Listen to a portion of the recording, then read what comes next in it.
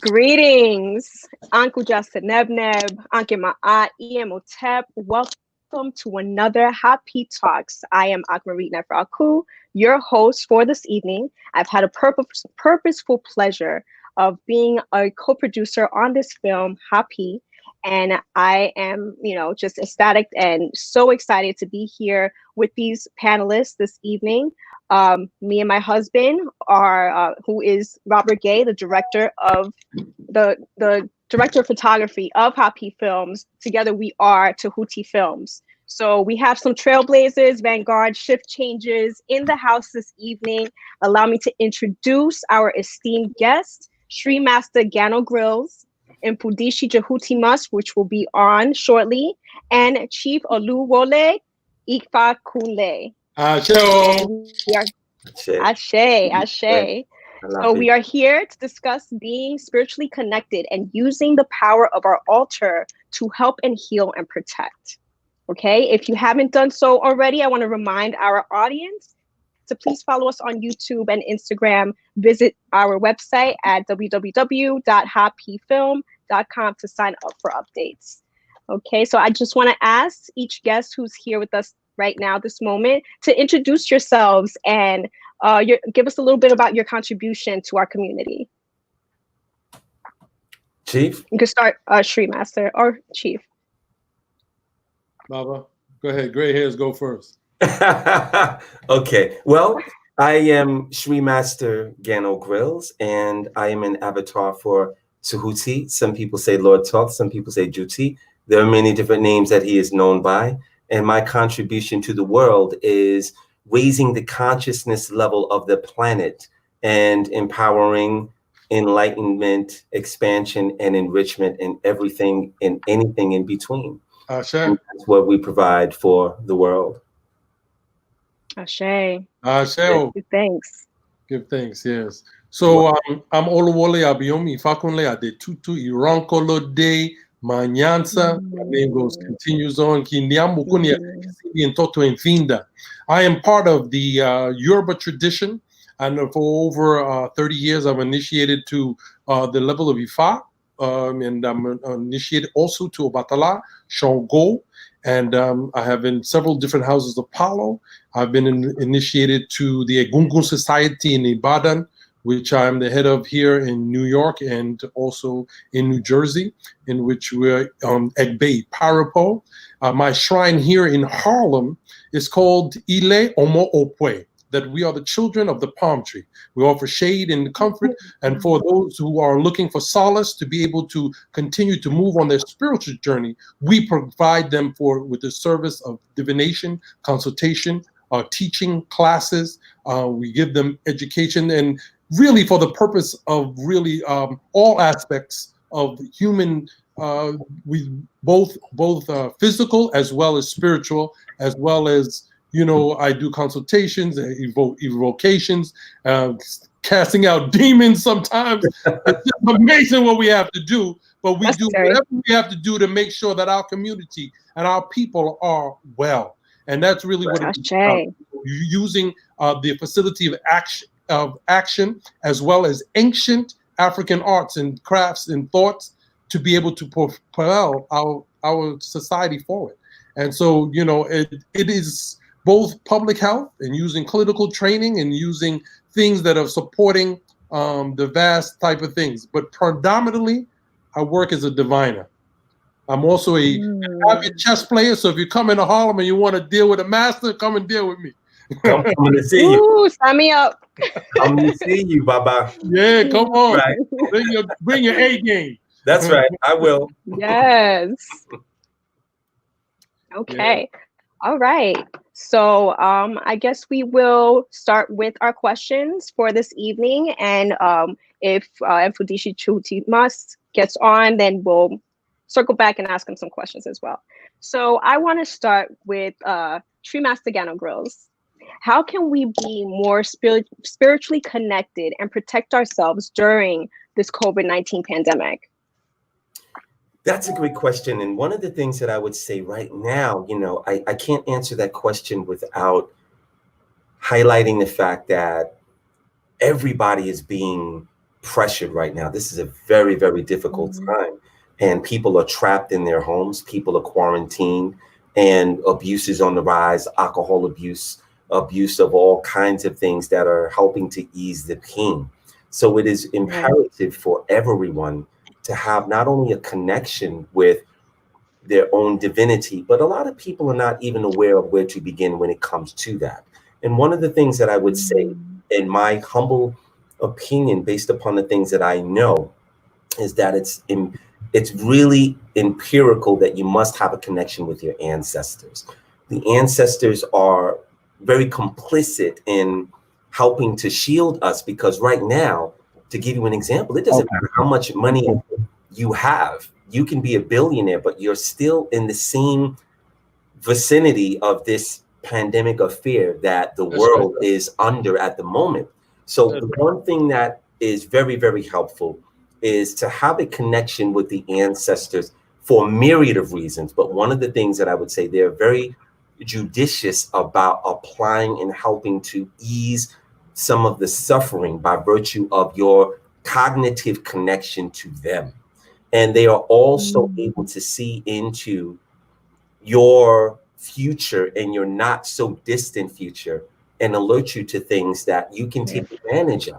And in terms of being more spiritual, I would advocate for everyone to be silent, at least for 10 to 20 minutes every day, and go within, because this is the opportunity for everyone to press that reset button and reel in some of the things that you may have ignored for a very long time, if not your entire life.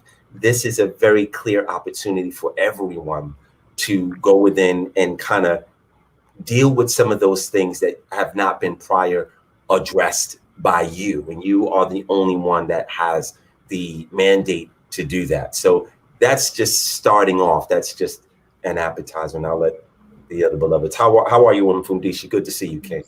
I'm absolutely divine, in a divine state. Indeed. Greetings. Excellent. Mfundishi Jhutyms, thank you for joining us. We just started, so you haven't really missed much. Okay. I just want to ask the question again to Chief Ifakunle, and then Mfundishi, I could also restate it so you could hear it as well. Okay. Okay. Well, so Chief, yes. Recap. Throughout this time, throughout the COVID-19 pandemic, how can we be more spiritually connected and protect ourselves during this time?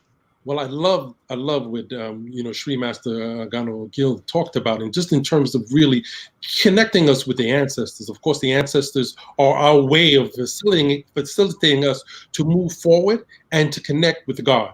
And ultimately, it is thought in the Yoruba faith, in our pantheon, that our ancestors, we say Asheshe la igbo kawauto, Orisha Asheshe Asheshe. That is, before we begin to worship our deities, we have to first give worship to our ancestors. So ancestors are always first before any other deities. They're able to come into our being, and then we need to, of course, because our ancestors are the agents. We are their agents here on earth, and they are our representatives in heaven. According with that, we have what we call Egbe. Egbe is our identical doubles, or our comrades in heaven. Those people that we belong to, those families, those kind of things. So our Egbe is also our family. Our family Egbe. Our Egbe is also our spiritual comrades. So, so tall, good-looking people, all of us here, that those are part of an Egbe. Those who are spiritual leaders are part of Egbe. Those who talk on talk shows, that's part of an Egbe. So we talk about an Egbe. Then we go into deal with our deity. And of course, our deity, of course, is our high God is called Olodumare. Ibaro Dumare, Oba Jeki, Oba Lona, Oba Titi Lai, Umutuba Kitibia, Apojo Kuda, that we give praise to Almighty God, the owner of today, the owner of yesterday, owner of all days to come. He to whom the Iru Mole and the Agba Mole, all the heavenly beings are here to be of his service. So that is what we do. We give praise to them, and then to the ancestors, and then we give praise to the deities and to the messengers, because it's so very vital that we give praise to the messenger, because each one of our traditions, and however you deal with tradition, has a certain type of divinity, and that divinity is the grand messenger of that tradition. in our tradition, in the Yoruba faith, we call him Orumila. Orumila, Ifa, Kejoro Jumari, Ajeo Gun, Oborete, Pojo, Kuta. That Orumila is the servant second only to Olodumare, the owner of medicine, more powerful than medicine, the most powerful to be able to fight the day of death. So we call in that power of our deities, and then we go to our divine spirits. And the ones that are pure spirits, we call Ella, or Ella Lomo, Ella Ro, that we need. There's a certain level of breakdown to each and every system that you may be able to be incorporated. But as Sri Master Gano Grills poignantly pointed out, it's our ancestors. We connect with them because they come to us in our dreams to help to can link and connect us to all the realms of the world. They take us, and those are the first people that we're going to want to see when we leave this realm. We want to go and be able to see our ancestors. And now, who am I going to be looking for? I'm looking for my grandmother. I'm going to be looking for my aunts. I'm going to be looking for those who love me, and those are the ones that are going to hug and take me and carry me to wherever I need to go and to continue my mission on. Because in Yoruba faith, it says that earth is a visiting place. We're only visiting here, and heaven is our home. Right. So I'm going home at some point to go and be with the people who I look like, and I'm part of their egg bed. Ashe. Thanks. Thank you, Baba. Mm-hmm. And Mfundishi, can you please respond and add? Yes. First of all, I'd like to say, Aminra Nasut Netra Atinra Nabanank Jhuti Haru Nephu De Enu Ank Uja Celebnep. I give praise and honor to the divine spirit of the universe, in which we are all part of. And I give homage to my fellow comrades. I want to take it just one more step different than my two comrades here. Number one, yes, the ancestral spirit is absolutely necessary. But I say that ignorance is the greatest disease known to man. I'm going to say it again. Ignorance, just not knowing who you are, what you are part of, what the creator is the greatest disease known to man. Now, let me say this. People are trying to be spiritual and don't understand what spirit is. That's like playing basketball and never hold a ball before. It's like going out to play football and you don't know the game. But somebody say, play, man, just play.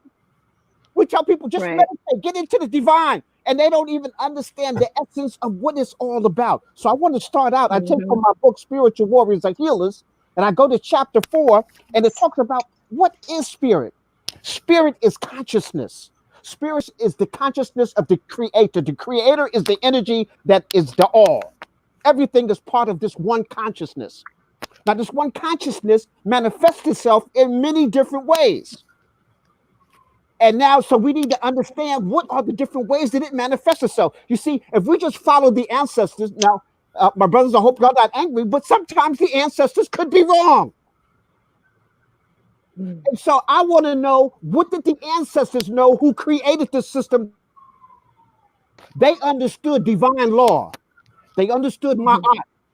They understood the mineral domain. They understood the plant domain.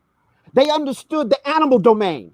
They understood the human domain. And they understand that spirit permeates all of them. And so the ancestors were able to commune with the minerals. They were able to commune with the plants. And let me say this, when divine spiritual love is exchanged between any two energies, secrets are exchanged. That's how our ancestors knew. When they asked George Washington Carver, how did you invent 300 things from the peanut? He said, I loved it. I gave it unconditional love. I became one with it, and it gave me its secrets. You see what I'm saying? So that's how the ancestors got the information. So I want to, yes, I'm going by the ancestors, but I want to know, how did they get their information? So I want to be a diviner, be able to communicate with the minerals. I want to communicate with the plants. I want to communicate, and then I check it through the ancestors. But I need to know what they knew.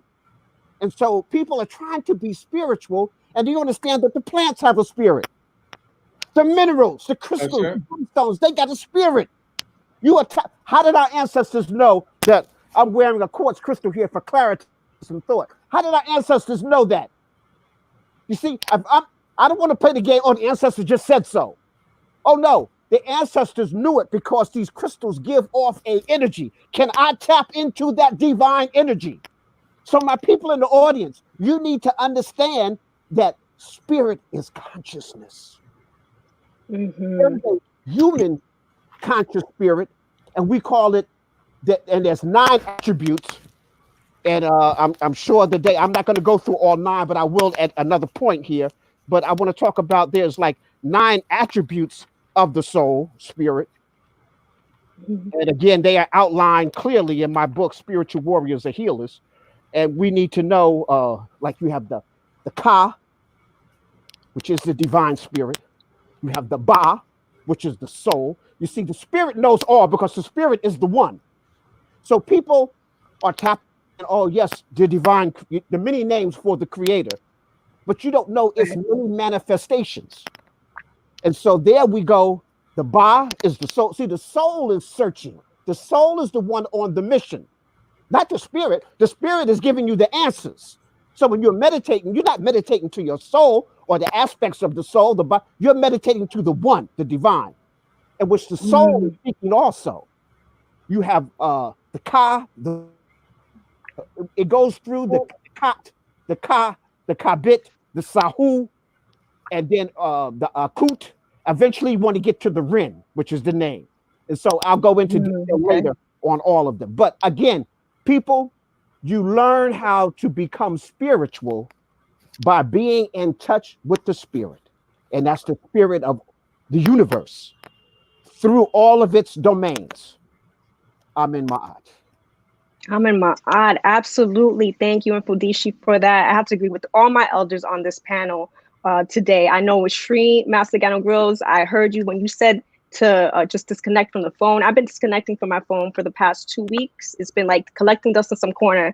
And it gave me the opportunity to just hone in on my thoughts. I was listening to the wind in Mfundishi that was outside from my window, and just having that relationship and conversing with that element and just, you know, feeding my plants and also connecting to that. So I totally understand. And then I go to my altar and I connect with my ancestors there. So this is all very valid. And it just confirms to me that, you know, we just got to stay on our grind and continue the work and just build these relationships, like you're saying, with our ancestors, with the elements. So Mfundishi, I'm sorry, forgive me. Can you please, beloved, introduce your full name and let everyone know, our audience, for those that don't know, your contribution to our community and a little bit about yourself.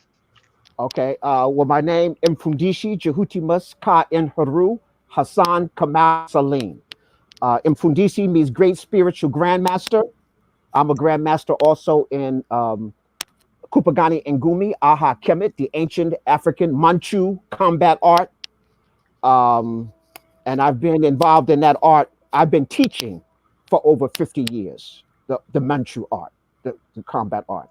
I'm Jhutyms. I'm a high priest in the Kemetic spiritual system, not religion, but the Kemetic spiritual system of spirituality, of divinity, by tapping into what I was talking about, that oneness.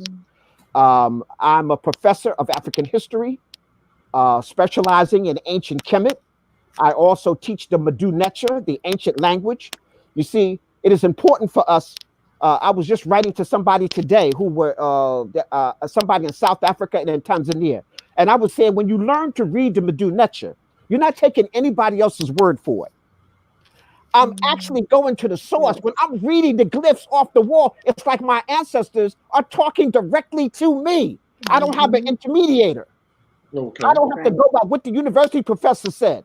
I'm reading, and it's like Minchu Hotep is talking directly to me. Amin Ra is talking directly to me. Ptah Hotep is talking to me. So that's really important. So I teach people how to make that connection by reading the Medu Neter. I also teach Ma'at Akuba Ankh, which is the Kemetic spiritual, like Egyptian yoga and meditation. So you tap in, understanding all those elements I talked about, the mineral domain, plant domain, animal, human, spiritual, not to be connected with religion. Okay. Religion is used to control and to combine. Spirituality is supposed to free you. It says the whole universe is yours. You're not even confined to this planet. Yes. So I don't want to put you in a box. So that's what really spirituality is about, getting you out of the box. So that's what I do. I teach people how to be captain of their own ship. Now, because of this corona thing, we know it was an emergency before corona for African people. Let me say that. We're in a state of war. So, We're in a state of war, and we've been in a state of emergency for at least about 400 years. Right? At least that. Right. Okay? If we go by the Arab oppression, we might have been in a state of war for over 1,500 years. Okay, so I want to be clear about that. We're at war. And let me say something. If you don't know you're at war, it's impossible for you to win. It's impossible for you to win when you don't even know you're at war. Okay, so I teach people to be the captain of their own ship. It's an emergency. If you were on the airplane, the airline stewards would say, put your mask on first before you try to help anybody else, women, children. That's a true story. My tailor always says that. Yes. Yes. So I'm saying to all the listeners, get your mask on. Your mask is spirituality. Your mask is consciousness. Your mask is your culture. Your mask is understanding and listening to the ancestors. See, understanding them and giving homage to them and listening to them is two different things. You got to listen to the ancestors. You got to follow, not just in their footsteps, but follow their teaching so that you can create your own footsteps towards consciousness. Okay. And so I teach people to be that captain. Went back to the ancestors for sure. Yes, sir. Yes, sir. So hopefully people just come in at it of their ship. Ashe, give thanks. Sure. All right. Master Gano Grills, is there a connection between spirituality and health? Of course. There is one of the things I would say about health. Health is considered to be a layman's term for the finer mechanisms and the subtleties of how your body functions within. And everything can be delineated or deduced into a frequency. So in essence, when someone is suffering from a dis-ease, it's in actuality a frequency that's disharmonious to the homeostasis of the body. And there are certain things that can be done in tandem to take that frequency out of your body altogether. We like to call it a miasma. And a miasma is the spiritual representation of what the disease represents before it descends into your body. So we like to live in a certain preventative manner so that we don't have to suffer the consequence of it setting into our body, because once it takes hold and it takes residency within your body, now you have to fight it and you have to do combat with it, and your body will suffer the rigors and the repercussions of you not being preventative in the first place. So one of the best things, again, that people can do is to have a resonant factor of a high enough vibratory rate that they push out and push away the disturbances of sickness, disease, lower frequencies by acting in a certain manner. And I'll give you an example, a very simple example of what that means. There are people that I know personally that curse up a storm. And as a result, their health begins to fail, because every time you curse, it's an explicative that curses you first. And when you look at the subtleties and the nuances of energy, it stays in your auric field for 72 hours. And then you have to deal with that. So when you compound that, when you have a potty mouth, curse after curse after curse after curse, over time, what that looks like is you start to bring in the negative physical representation of disagreements, arguments. There are people that can't find a home to live in or someone to live with.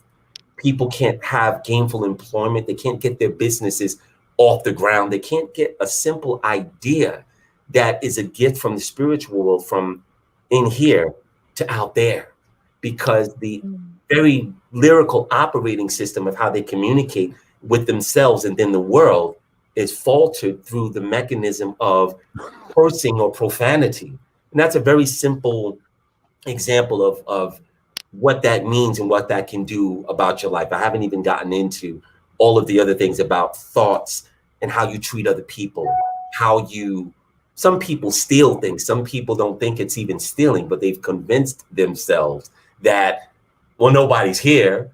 It's Whole Foods. They're making a lot of money. They won't miss this roll of toilet paper that I want to take, you know, and then they take the toilet paper home, and the toilet paper begins to, the energy of you taking the toilet paper is what begins to tabulate a karmic score against you. And again, over time, when you make a series of these choices, it begins to spin a web around you that you are in the center of. And it takes a really long time for you to get out of that web. And once that happens, the fun begins. So spirituality and sickness they're not mutually exclusive, but they're intimately related. And there are people that use sickness as a way to interface with the compendium of their negative choices consequently. So when you look at people that have cancer, most of the time it is an issue that they have not dealt with that comes from an unresolved issue with their parents. When people deal with morbid obesity, they have invited the residency of at least 50 different souls who were once human that no longer have a body to express the action of their hunger. So they become a tool. And when they're eating a whole, not a plate of food, but they're eating an entire table of food, they're feeding the army of spirits or souls that are inside of them, and they themselves are not even satisfied. So this, again, is a secondary example of, again, preventatively wise. There's a long list and there's a shorter list of things that people can do to stave those things off and keep their body from being sick. I don't believe in sickness. I don't get sick. I don't even think in that manner. Every now and then I will feel a frequency trying to enter into my body, and I immediately think it away. So there are people that are hypochondriacal, and everything is an invitation for their body to become in a state of disrepair or off kilter. But that is a miasmic thought form that they've learned to invite into their consciousness as their primary operating system. So I'll leave it there and let my big brothers speak their piece. Word sound power. We definitely, can consider that. Let's mind our words. So this is for Chief Ifakunle. What methods or tools can we utilize to stay connected spiritually? Well, one of the most wonderful things that I think Mfundishi, and I would like to piggyback just on his idea of love. Veggie yes. Yeah. Veggie back. So, veggie back. Okay, I just got that. Yeah, that was clever, Mfundishi. I like that. I'm gonna use that. I'm gonna borrow that. Yeah. If it's good, we use it again. Indeed, we're gonna recycle that. Yeah. So one of the things that is about love, one of the things that we just, in terms of creating love in our life and allowing that love to be able to flow, bringing about that spirituality of connectivity. I kind of fell off where I was going with this, and just in terms, but love is a very, very, very vital part of what we need to do. We need to have good character. According to Ifa, we tell her that Ife is love. And Ife also represent within faith. We have faith. We have to be able to have the good consciousness of love in our life, and just be able to have love without inhibition. Love of God, love of divinity, love of our ancestors, love of ourselves, right? So this idea of love and being able to permeate love throughout and everyone that we meet. It says, I'll greet this day with love in my heart, must can split a shield and even destroy life. But only the unseen power of love can open the hearts of men. Until I master this art, I'll be no more than a peddle in the marketplace. I'll make love my greatest weapon, and all those who I come against will have to defend against its force. My reasoning, they may distrust. My apparel, they may disapprove. My words, they may cause them suspicion, but my love will melt the hearts and will melt their hearts and be able to come into be my brother. And from being my brother, they will become my soul. The idea of one's soul and one's character and one's mission in life, one's destiny. And what we do is to be able to use our divinatory tools to be able to link in. So we have to fine tune, because years ago we had tuners and fine tuners. Now we don't have them on television. We don't have the ability to adjust and to readjust. So we have to make an adjustment. First, we had to find the channel, and then we tune the channel, and then we had to fine tune it so that we can get that crisp picture of what we need to be able to come together in our lives. These things are being taken away from us. You just got one signal. Everybody got this one signal, right? But we are still have to, as using our crystals, as we are going to be using our affirmations, using our invocations. We have to be using our African languages. Our language is very, very big part of how we think. Because if we think in a language, then how we express ourselves is going to be limited by that language. And who is the creator and the use of that language?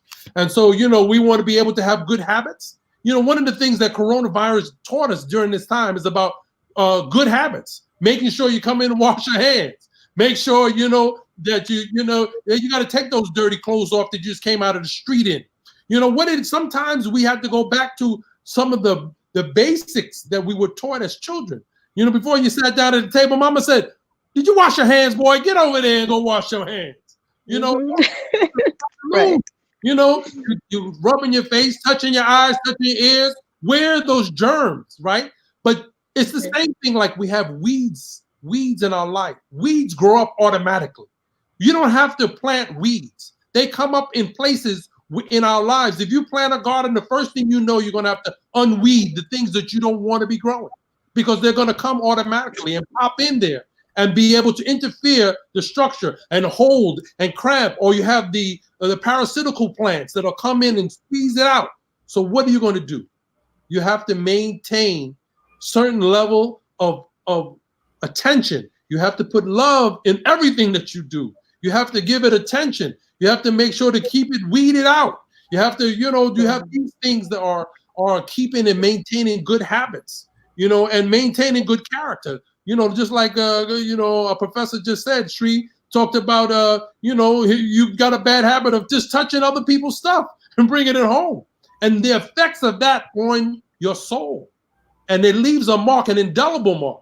And so these are the things that we need to start creating, and making sure those things are not something that we continue to do better. Absolutely. No weight on our hearts. Absolutely. I agree with that. Sri Master Gano Grills, is there a difference on how, well, actually, I want to ask this question to all our panelists, but first starting with Sri Master Gano Grills, is there a difference on how men and women should approach spirituality? Is there a difference to how men and women approach spirituality, or should there be? Right. I'll leave that up to you and your explanation. Okay. Well, I give seminars, and sometimes I like to check the analytics of my Instagram page. And to my surprise, 65% of my audience on the Galacticus Instagram page are male. Don't know why that is. However, the audience that come to my seminars are it's pretty balanced out. So when we look at the nature of man and woman, we represent two different polarities. However, the commonality of how we interface with spirituality, to me, from what I have seen, is predominantly the same. But if we want to fine tune the gradient and look a little closer, I feel that women are more open because they're open to the curvature of expression, of how divinity uses itself in the action of how things are shaped in their lives. Women are better readers of that. Women see the nuances and the curvature a lot better than men. And men are more logical in their approach to, we need to know the why of why things are being done. We need to have the logic behind. A lot of times men have to become more feminine and more curvy with their ability to receive the communication of what spirit wants to deliver into our lives. So if I had to make it more succinct, I would say that women are more open in terms of their vessel in receiving, listening, and then executing or obeying what they're being asked to do spiritually. Men have to get knocked upside the head a little more hard-headed. I've had more women sign up to be my student faster than men do, but that's changing. And there is a softening in the hardness of the male ego. There's a softening and a more compassionate lens that men are beginning to operate within. And I'm happy to see that, because that means the world is going to get better a little bit faster. Ashe, Ashe. Can I And just, Mfundishi, yes. absolutely. I want to approach this just a little different, and I like the way Master Gano redefined the question. Thank you. Is it or should it be? I'd like to say that the reason why, first of all, yes, there is a difference at a point where male and female learn spirituality different. And it's based upon our physiognomy on how we're in touch with the universe. I believe that in ancient Kemet, the way it was set up, in the series of sixes, like 666, 6 protons, 6 neutrons, 6 is pure melanin of the universe. Okay. So now the first 6 years, male and female should be taught together so that they understand. I'm going back to my beginning again. Understand the mineral domain, the plant domain, the animal domain. There's no difference between male and female on understanding what a mineral is, what a plant is, okay, what the animals are. And so you stay there. Then you move to the next 6, okay, you're a little bit more. You'll find that sometimes little girls are stronger and beating up the little boys, okay, up until about 12, okay, right. Up until about 12, boys be running from the girls, okay? And so up until about 12, that second 6, male and female are still together. Now that third 6, they need to be separated because men are going through puberty, women are going through puberty. Women have different issues that need to be nurtured. Men have different issues that need to be nurtured, spiritually as well as physically and mentally. The women are taught how to be women, but understand who men are. Men are taught how to be men, but understand who women are and what is their obligations. And they go through 2 more 6s. So they go through 18, they go through 24. At 24, they come back together again, because now both of them have a clear understanding of what the universe is. They understand all the elements and how the spirit is involved in all things. So the reason why the difference Brother Gano was talking about is because we got a faulty educational system. Who's teaching the men, to be warriors? Let me say this. The warrior nation is to protect. The feminine nature is to nurture. There you go. We got 91% of the men trying to be nurturers, then who's protecting us? And so the spiritual nature, now let me say about the sensitivity. The sensitivity of a warrior is almost greater than anything on the planet, because he has to protect. He feels danger before it happens, and he knows logically what steps to take. The women not necessarily might feel the energy, but they don't know what step to take. Just like in etiquette. Etiquette is what I'm sitting down with the women. I'm always facing the door, and she's not. Now, she might sense danger, but if danger happens, she's going to get me. I need to see the danger as it's coming in, so I'm facing the door. But how many young men are taught that? They come down, they just let the women sit anywhere they want to sit. They sit where they want, and you just go with the flow because you don't know. We're going back to ignorance again. I started out that ignorance was our greatest disease. So with spirituality, if spirituality is taught correctly, see, now you go into leadership. In leadership, there's no difference between male and female. When it comes to commandment, when it comes to business, male and female both are equipped. You go into eldership. There's the great mama, there's great baba, there's eldership. And so the distinguishing is between that middle era. And we don't have that. And that's why I did a lecture at Spelman College in Atlanta. And the statistics was 81% of the black males in Atlanta was gay, effeminate, or have gay experiences, homosexual experiences. Now that's out of the way. Now, do you approach spirituality the same with all of them? You see, somehow something has been missing. So when we look at a society that is sick, and I hope we all agree that the society is sick. I hope there's no debate about that. We are out of our African minds. There's no debate here, Baba. No debate.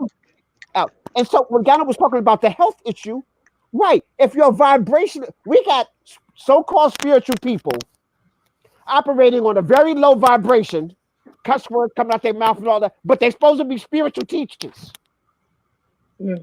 So you operating on a high vibration knowledge with low vibration frequency. That doesn't equal what you want it to equal. That's going to equal another mess. That's going to equal confusion. Okay, so character, as my brother Chief talked about, character is the key to that. I tell you what. So the women are taught good character, the men are taught good character, and good character doesn't have a masculine or feminine gender to it. There you go.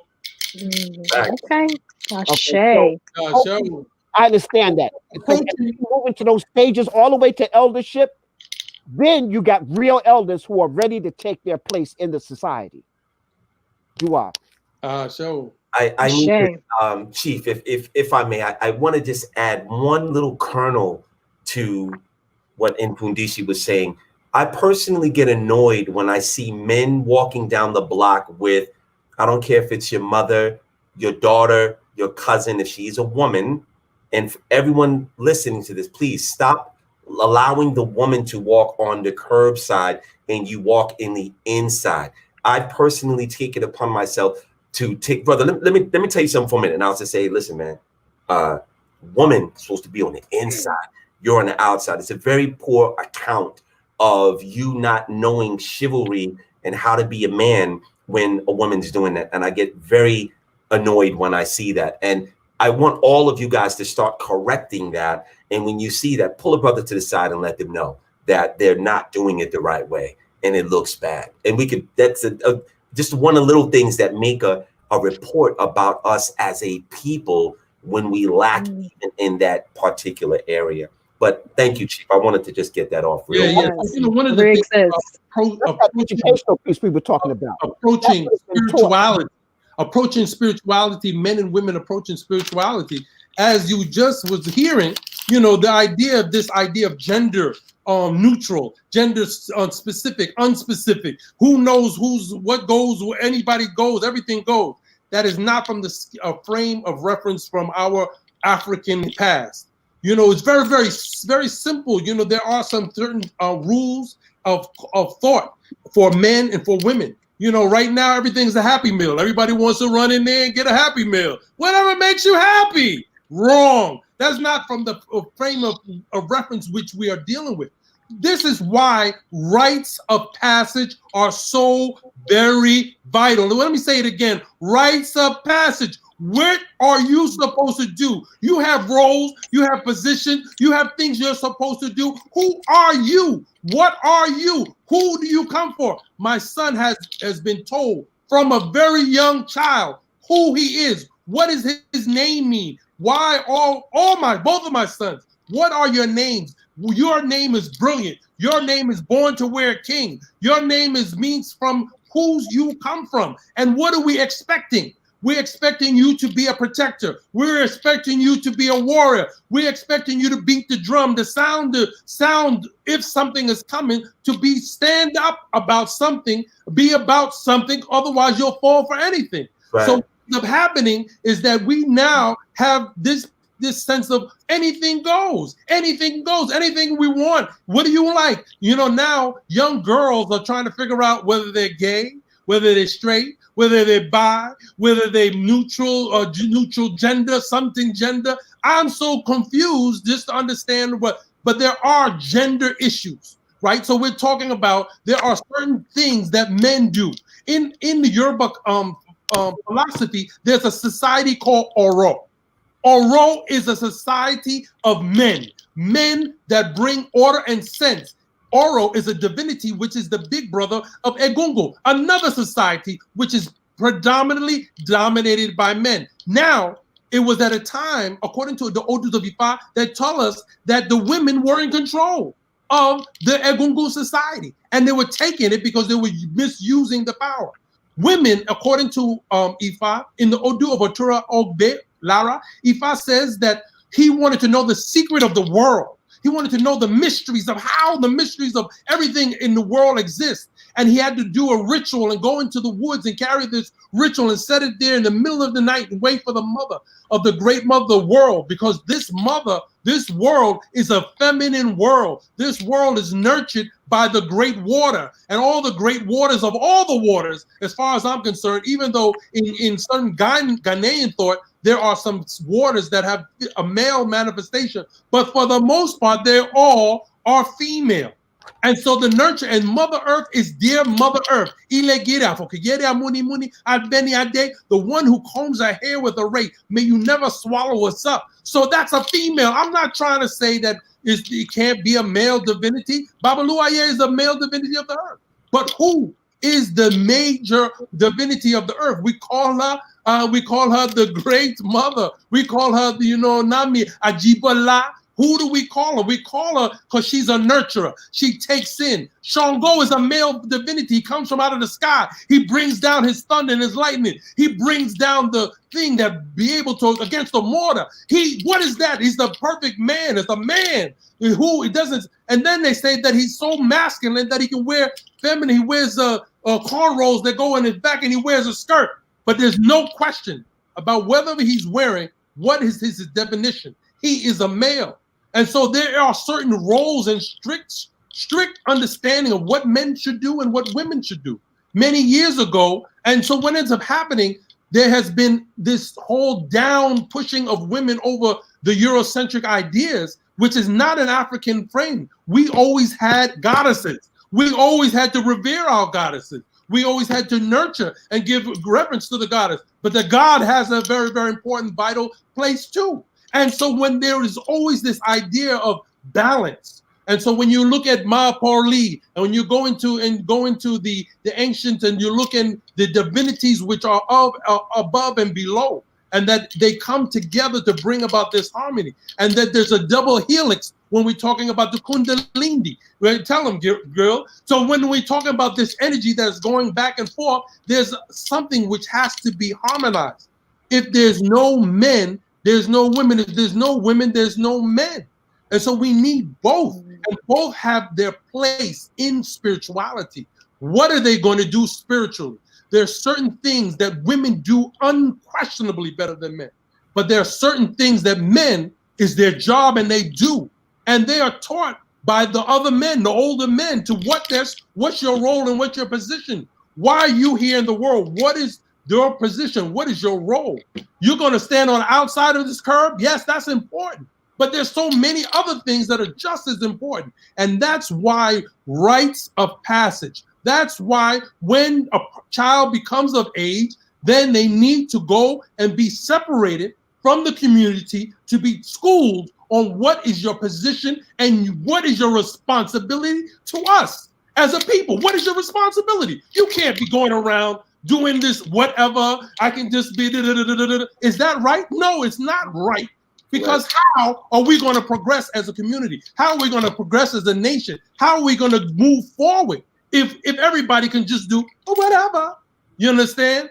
If you come, and this is the importance of divination. Divination then predicts who are you and where did you come from? When you came in the world, who were you? Who are you? Are you an ancestor? Are you a divinity that is returning?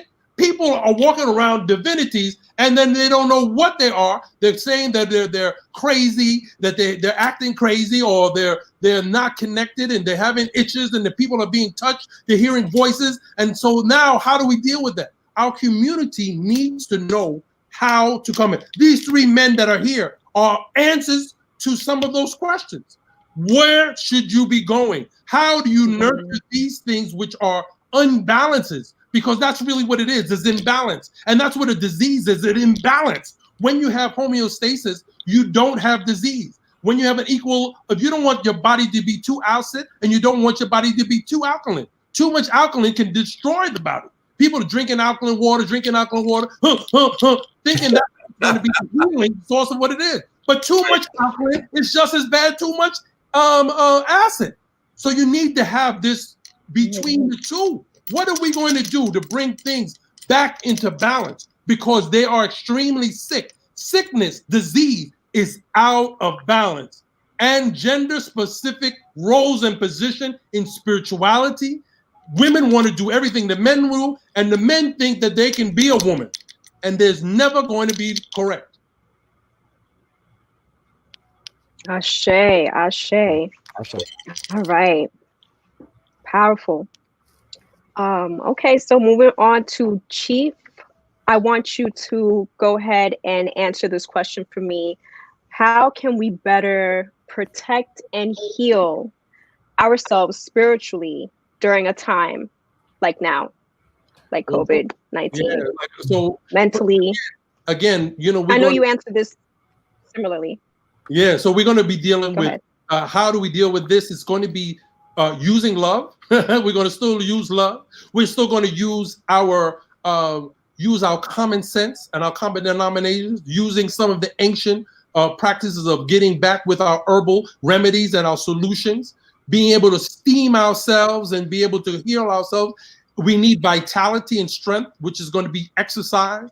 It's going to be breathing exercises, right? There's going to be thinking exercises. We're going to do a holistic approach like it's always been taught. Mind, body, and spirit. How do you separate one from the other? You need to have they're all subset of each other. And so you need to make sure that you're covering yourself from all different ways. So you got to be able to make sure that, the mind, the body, and the spirit are coming together as one. This is the only way that we can be able to really make adjustments to this vital time in what we're doing in this world. We have to be able to deal with all our plants, our minerals, and our substances that we're going to be able to see. That is what we need in our life. And the positive touch. We need positive touch. There's this idea of hugging one another. We're at this point now that we're saying we got this COVID. We don't want you touching me. People walking down the street, people don't want to get on the elevator with you. They're like, oh, let that elevator go. What? You're kidding me? That is a misnomer. It has been proven that you do have to wash your hands, but too much washing is just like too much negative energy. If it's too much negative energy, it's not going to be positive. You have to have a homeostasis. There are good bacteria and viral kind of things that come on the hand that help you fight. If you wash all the way to good, there are good and bad what they call in the blood where fats. You got good and bad fats, right? And so you have the same thing. You need good and bad. There are good fats. Then everything. The brain is a fat. So if you stop eating fat, then you go deadhead. You know what I mean? What we call which the head dead from the head down. We want to utilize all of the different things that we need, but we do need to be able to touch and to love and to be able to have some type of an affection. There was a time when I could walk. I went to Africa in 1989 the first time, and I saw two men walking were holding AK-47s and holding hands, walking through the airport. I thought I had jumped out. I didn't know where I jumped into. I said, what the hell is this? Because I have been conditioned that I can't hold another man's hand and still be a man. That's not right. There's got to be some type of, you know what I mean? I'm not trying to love on him to a point where I want to have some other kind of intimate relation, but our intimacy is our friendship, right? When I was a young kid, there wasn't any problem. As we got older, those things became unconditional. No, we can't do that. That's this. This is termed gay, quote unquote, or it's termed, homosexual or whatever. But no, when I went to Africa, I saw two men holding hands and walking, swinging their AK-47s. And it was a shock. It was a shock. It was a cultural shock. So yeah, there's certain things that are very, very vital, and touch is one of them.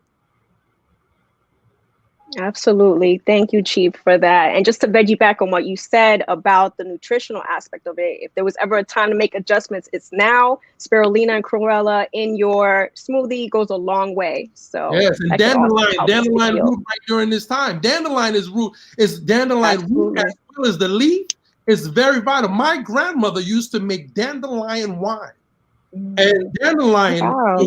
so we want to know about alkaline acids. And so, you look at an avocado. Avocado is a point, is plus 12 on alkaline. But dandelion leaves are plus 22. You want to deal with some alkaline Wow. water, get yourself some free dandelion right now. Get those leaves, crush them up, and add them to your smoothie, to your drinks, and that will be able to boost your immunity beyond you can even imagine.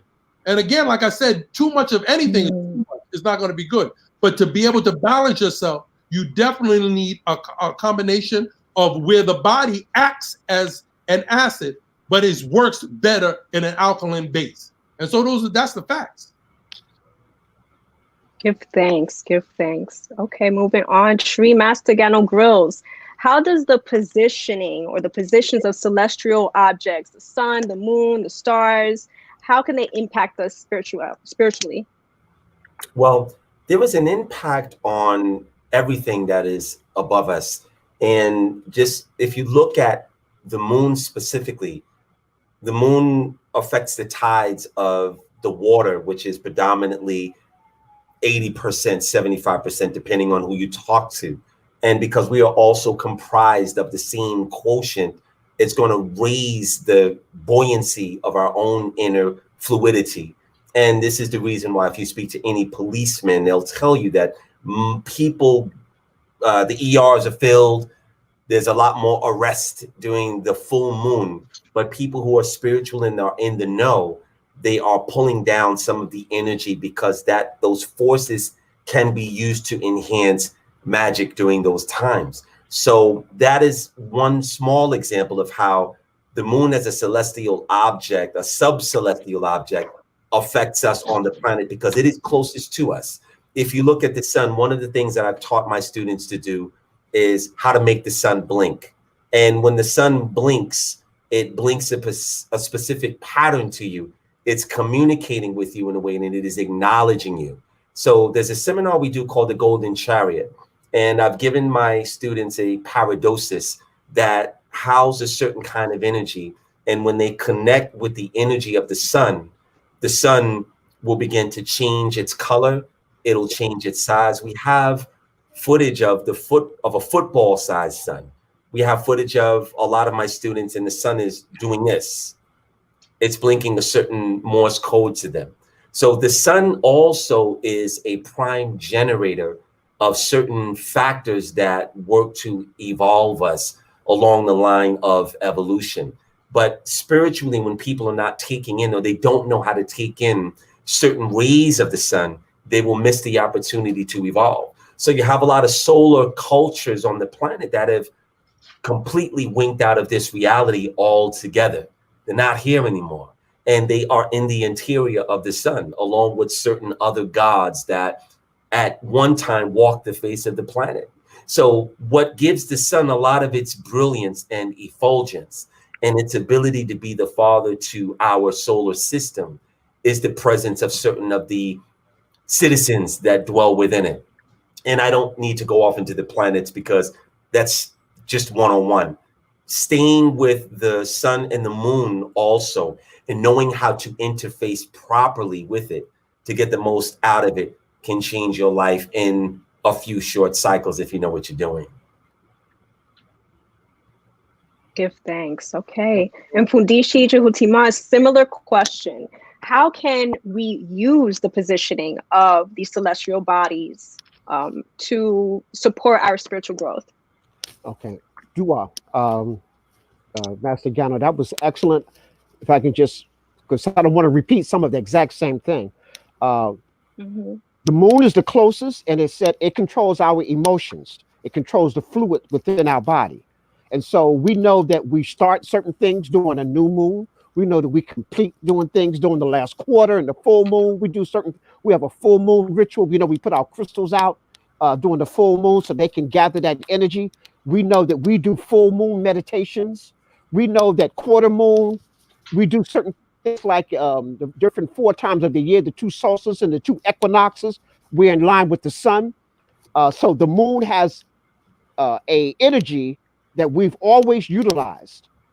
I think in ancient Kemet, we had a lunar calendar as well as the solar calendar. And then we had a celestial calendar that was revolving around the heavens, the other stars. So we had the solar, the lunar, and the celestial calendar all operating simultaneously because certain rituals had to be done during certain time. So you need to get, you can get on the web page and it'll give you the moon cycles of the whole month, every month, you know, so that you know how to plan certain rituals. It's not so much what you do, but it's, are you doing it at the right time? Right. Okay. So you're doing the right thing at the wrong time and not getting the results that you think you. Now, the sun, we know that solar energy, that's the mass energy of our planet here, that we are all revolving around the sun. And so I tell people, if you're not getting at least 2 to 3 hours of sun a day, then you have a vitamin D deficiency. And almost any African who lives above Florida has a vitamin D deficiency unless they're working outside all day almost. That's why I'm outside almost all day, every day. Okay. Right. My vitamin D.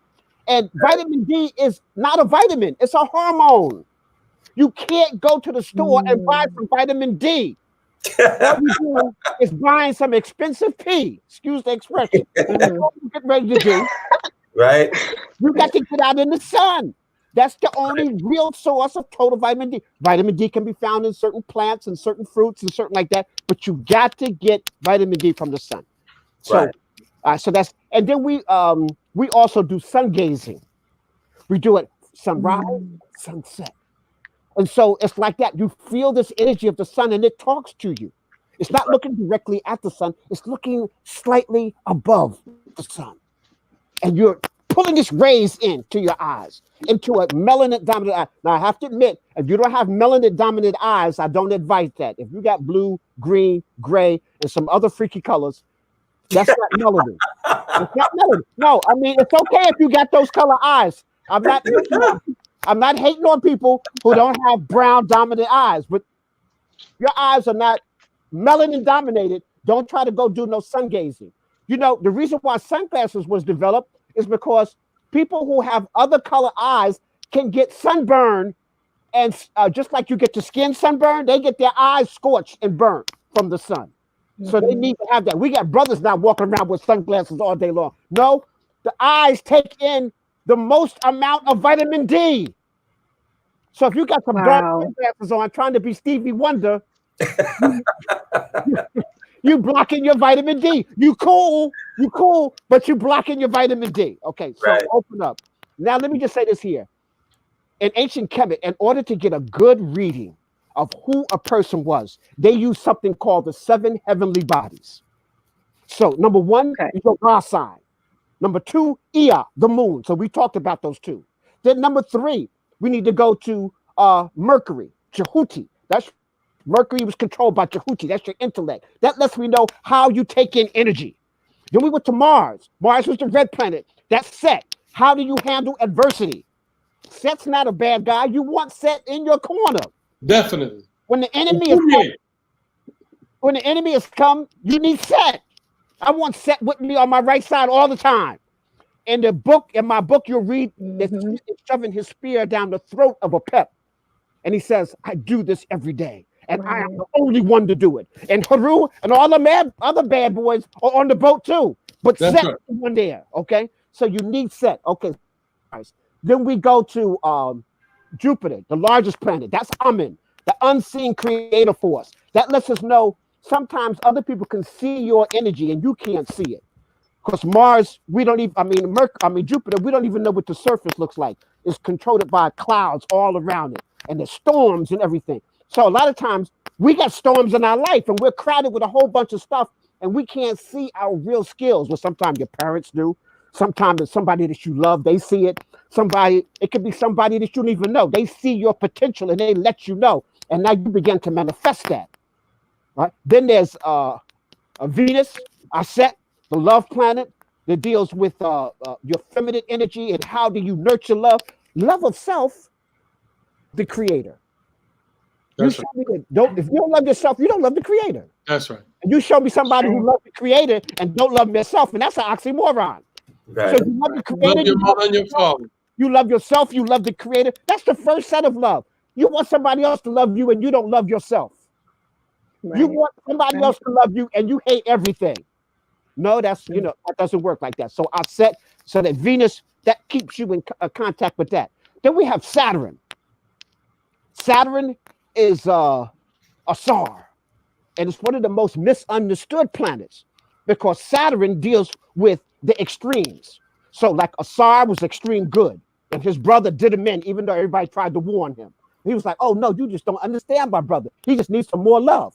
No, you need to keep an eye on him." What Blade said: keep your enemies close and your friends close. You keep your friends close and your enemies closer. Okay, so we have to understand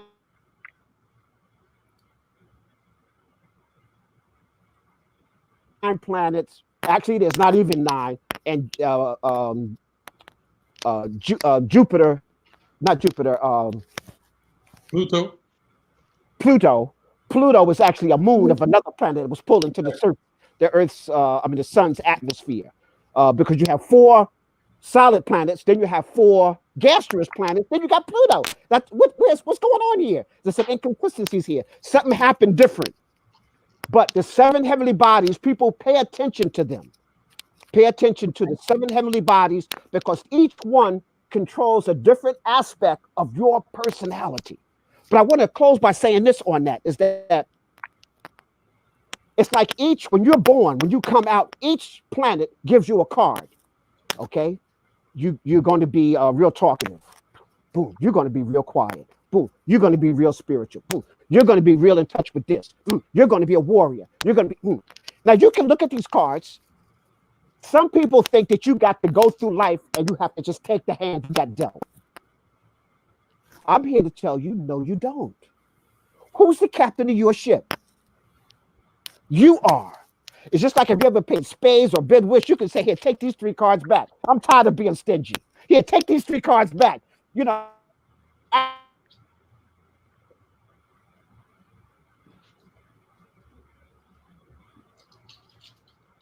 We lost that, Mfundishi. Give them a moment. Yeah. It's Friday night, so everybody's on this Wi-Fi signal. Might be pulling a little bit. Well, what I was going to just say is about the please. The full moon and the full flowering moon, super moon that we had last night. And that occurs when the moon is the closest to the earth, and it moves and it helps to be able to illuminate. That moon that we had last night is a good example of we did our meditation increasing our consciousness, our awareness, and I'll be able to help not only in circumstance, relationships, and also in our spirituality, because it was full moon and it was we have this tapping into with the Scorpio and going into this area of this occult knowledge. And so this show being here and the other sister who was supposed to be here had to cancel is just part of the divine plan of the full moon, bringing us in so we can bring about this occult knowledge. Occult knowledge is to be given during the full moon. This is the perfect time because it's the fullness of the knowledge, the fullness of the expansion of the night. And so we can see things that are definitely held in darkness. And so here's a full flowering supermoon. In a supermoon, you see things that you never saw before. And it's something that's very, very attractive. The color of the moon, not only that. And so it has aspects and it has a gleam that it lends us to be able to see in the dark. It's funny. The first time I had to do a ritual and I had to go to the woods, and when I went with a couple of my godsons, and we went there to do a night ritual that was men's work at midnight. And I was thinking, hey, we're going to wear dark clothes, won't be seen, we're going to be fine. And the moon was out, and I was like, oh my goodness, I have to be careful what you're doing out here with this moon. Yeah. Right. And that's how you get to realize that, as a city dweller, you miss some of those kind of things, those things are not so well known to you. You're thinking that anytime I go to the woods, I'm going to be in darkness, I'm good, I'm going to need a flashlight. But in this particular moon, it was one of those super moons, and it was gleaming, and we had light as if it was daylight. So yeah, the moon can be very, very effective in terms of a way of being able to do ritual, to be able to amplify your thoughts, right? To be able to connect with the divine energies, to the divine sources, and all the 7 heavenly bodies that our Baba and Mfundishi was talking about. Those heavenly bodies, and in each one of them, they have the aspects that kind of bring, there's a certain time, because Tuesday is a day of Mars, Monday's the day of the moon, you know what I mean? And so in Ifa, we talk about each day of the week has a certain energy. Wednesday is the day of what we call, it's called Ojo Riru, which is a day of confusion. Friday is a day of trouble. Thursday is a day of fulfillment, where things. Saturday is a day of 3 wishes. Sunday is a day of longevity, Ariku, long life. So each one of those 7 heavenly bodies, or those 7 days of the week, or those seven ways of being able to permeate your visions and your clarity and your thought and bring it together. Yeah, there's a certain kind of energy that the planetary entities have on us here in this planet. Absolutely. When you wasn't around. Okay, yeah, absolutely. I want to thank my elders and my babas. Y'all have guided me and validated so much for me on my path. I know, as you said in Mfundishi, the gazing of the sun, the moon, and developing a relationship with them. I look at them like 2 eyeballs, the all-seeing eyes in the sky. And when you look into their eyes, you're looking into their souls, and you're developing this relationship as well. And it connects with you, and it starts talking back to you. So it's about, going back to our roots and connecting with nature again. So thank you for that. I want to shift gears now and talk about various tools and mechanisms, starting with our altars. So I'll have this question first. I'll start off with Chief. In the Yoruba tradition, are there different types of altars? And if so, what are they? How do we use them? And please just walk us through what needs to be represented on our altars. Thank you for that question. So, one of the things that people don't realize is there's a difference between altars and shrines. And there's some things which are enshrined and altars. So anyone can possess an altar. Anyone can put up an altar for a particular divinity, and you have a level of initiation to enshrine that particular force or in deity. So there's a difference in that thing alone. Because oftentimes I just hear people use the word, oh, my shrine, my altar, and they use them interchangeably, but they are very, very different. And an altar can be put up and taken down without any consequence.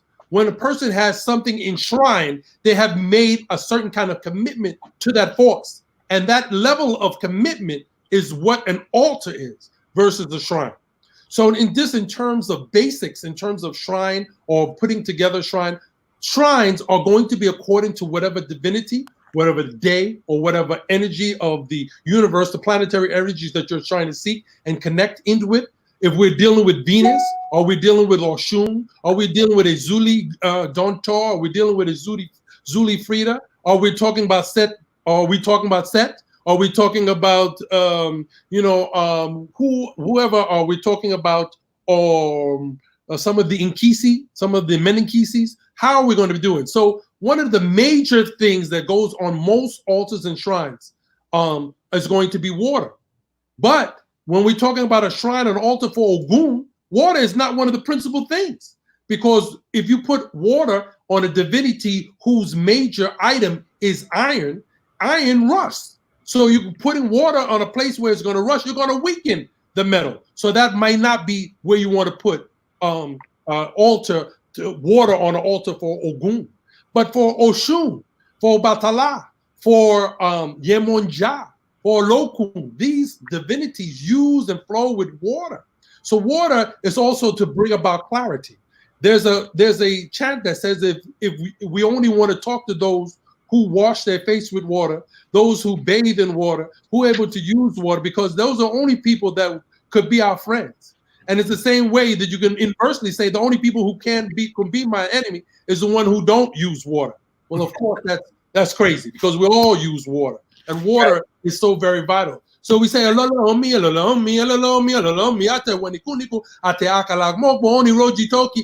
alomi tutu, that cool water is when Arumila's life became cooler than cool water when he married water.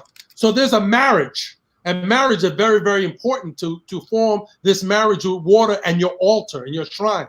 Now, also, you're using certain rocks or crystals. Rocks and crystals, where depending where they come from, they maintain energy. The harder, and this is a physics lessons, which you can know that the harder something is, it's the more it contains energy. So stones, plants, leaves, very simply, you could use some water, a candle, a white candle. I like to always tell people to start out with white, clear water. You can use some incense. I always like to use frankincense. Having first to be able to dismiss or your place and your areas of altars with some type of disinfecting or empowering to be able to clear the space. So you need to clear the space first, and then before you being able to place. Because cleanliness is, in spite of whatever anyone else says, is close to godliness. We can learn things from other traditions. We know that we can see those things in our own tradition. So yeah, having certain areas clean, and being able to put the time to learn complicated, or to be able to learn very simple sometimes invocations. So, one of the most simple one is that I tell the elements of the day, elements of the sun, elements of the day, come this way. I summon thee, I call thee, protect me. And so I say, so motipi. Something very, very simple like that is the way to able to open up the space, open up the energy of the sun to come into the place. The sun. Now there are certain divinities and that deal with night energy, and that is a different type of energy that needs to be done and used outside. Some of the warrior altars that you might want to be able to fashion to be able to protect your house against burglars and stuff like that. Those things need to be placed in an outside. So using tools of iron, to use bows and arrows, to be able to use spearheads, or whatever those things that warriors will be able to use to be able to invoke and to put in a place where they would be sanctioned and to be, given the credence and the life to be able to keep your space. But water is what I would recommend for people who are listening to the listening order, the listening audience, to be able to form your altars and shrines and use water as a way of being able to be the first vehicle for your flowing. Absolutely. Ashe. Yeah. Mfundishi Jhutyms, can you please share with us from the Kemetic tradition your perspective? From the Kemetic position, we have several different types of altars. And I agree with the chief in terms of a shrine is dedicated to a specific type of energy, that you should be initiated into that energy in order to evoke that spirit. Ashe. Okay. But an altar, anyone can have an altar. In fact, everyone is encouraged to have an altar. That's right. And I'm going to make it real simple. If you use what I call the 4 elements and ether. So you're on your altar, you put that first, you cleanse it. You put down what I call a cultural cloth, or a cloth that resonates a color that you're trying to vibrate in terms of an energy. So each color in colorology vibrates a certain energy. So if you're trying to raise your spiritual consciousness, you might put a nice purple cloth down. Like I have a nice purple cloth behind me here. You might lay that down as your foundation, and then put a piece of cultural cloth with it, to represent your cultural connection to the earth here. Then you put your water. Now what we do here at the Kemetic Shrine is we put the crystals in the water. All the crystals that deal with Sekam, that talks about the 7 energy, Sekam Shenra, what the Asians call chakra. I believe in Sanskrit they call it chakras. But all those energies from purple to blue, dark blue, light blue, green, pink, yellow, orange, red, black.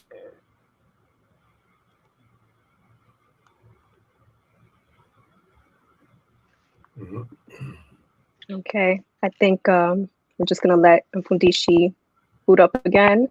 Master Gano Grills, can you care to share a little bit? A little bit. It's going to be hard. I can't. Well, the next question is for you. The next question is for you, and it goes into that. So just give us a little bit, and okay, give us the rest on the next question. Oh, Okay. let me back. Okay. You finish. So after you you come in, you cleanse the space, sage, Sal Ponto, Palo Santo. Then you come in. Naturally, you've taken your shoes off. In this case, you can't take your clothes off. Okay, but we do a mist. We mist each person. We have a sacred oil mist that we put around them, frankincense, myrrh, lavender, right, just like that. And we mist each person when they come in. They get misted. Okay, so it's nothing. Don't take nothing personal, but we gonna mist you. Okay, and then they actually do a ritual bathing in the water with the crystals in it. That's right. You have the sacred water, but then you have the crystals in it. Then they take a candle. Then they take an incense, and they light it on the candle that's on the shrine. So you have a fire that represents the candle, that represents fire, the candle. You have the water. You have a plant on your shrine. Right. That's the earth. So that's also crystals and the plant. And then you have we have a sacred oil that represents the essence. So you light your incense in your plant. You make a sacred prayer of what you hope to accomplish that day or that class or that mission. And then you place it in an urn, like, an ancestral urn or whatever, so it is synchronized. And then again, you are missed. And then after you said that prayer, then you're allowed to join the class. I do this in my Medunetra class. Before you're doing any Medunetra, you got to come in and do that.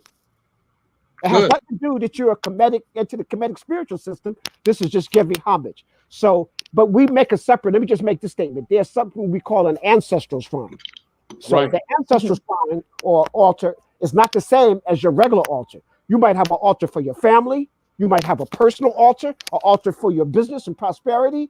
And then you have an ancestor. So don't mix the dead and the living together. So that's right.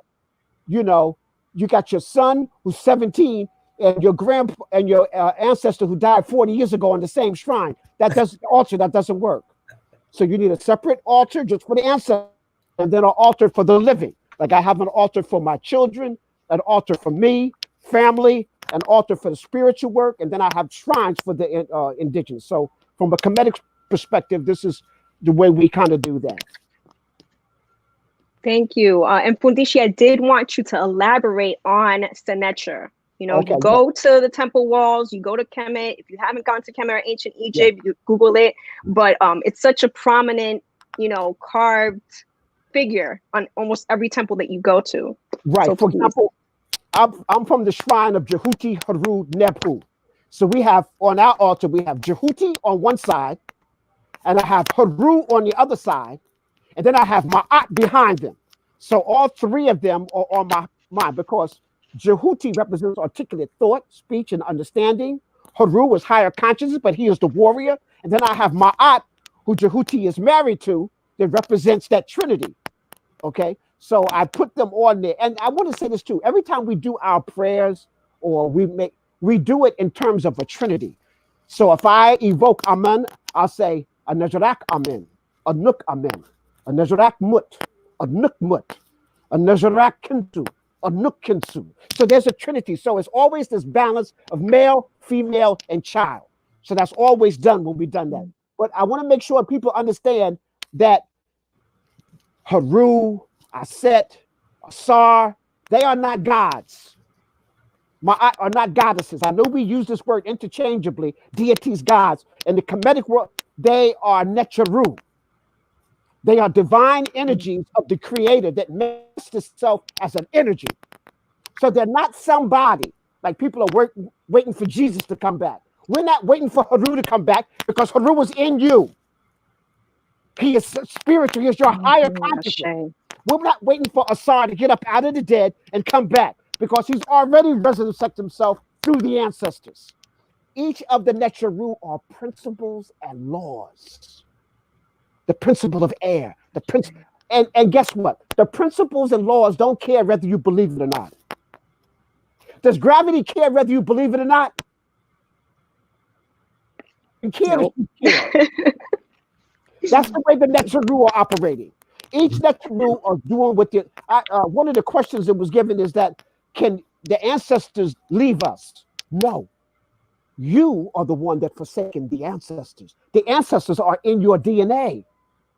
They are with you from birth to death and beyond. but you are the one that ignore them. You're the one that's not listening. You're the one that's not paying attention to the signs. You're the one that's not in tune. And you think things are going bad, and you just reevaluate what you did. The ancestors are always there.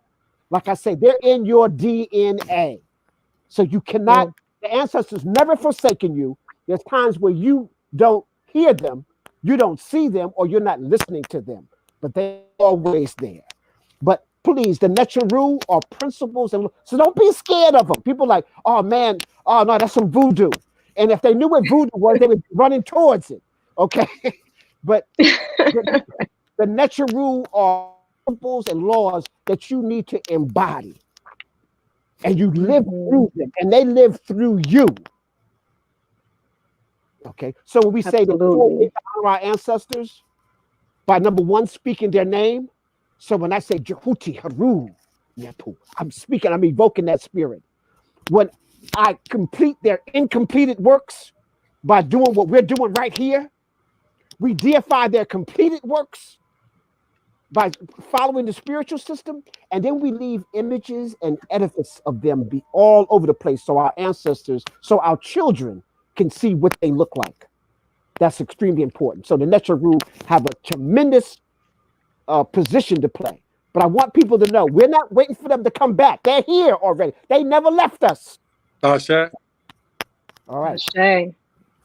Ashe. Street Master Gano Grills.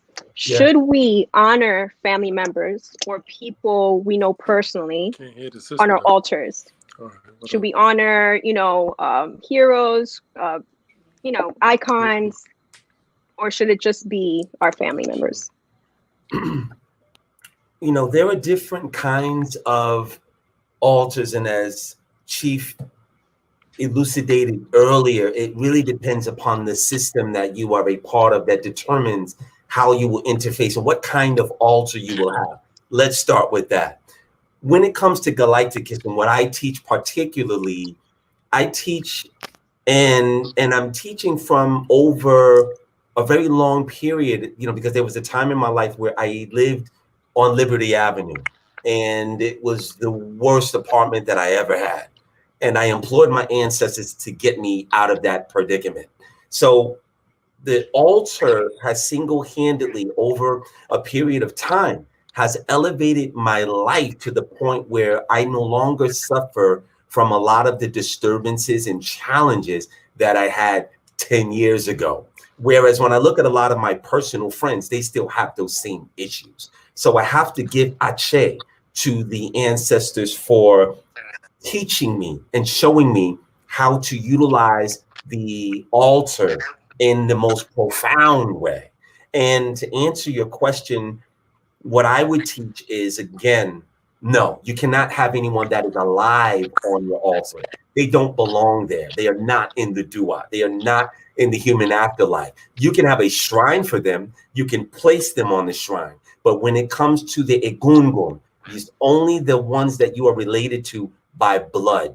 That's how they belong. Some people separate their altars, but what they really are doing is they're splitting the energies. When you walk into someone's house and they call it an altar, but really what it is a shrine. So you should have one altar. And the altar, and again, unless you are part of a different system that subscribes that you have to have a certain enshrinement or an altar here, that's a different story. But when you have positioning in tiers of an altar, the gods are elevated above the ancestors, and then the creator of all is at the very top. And one of the things that, and I wanted to say this before without getting too far into it, ancestor money is one of the biggest things that the ancestors do not get because a lot of people don't know that it exists. So one time I was at my altar, this is about when I first started Galacticus about 8 years ago. I was at my altar and I was doing a prayer, and I got a very overwhelming command from my ancestors to get your behind to Coney Island and talk to the people there. And I didn't even know that the tribute to the ancestors was going on that day, but I got it in here. I called a friend, they brought me to the tribute to the ancestors.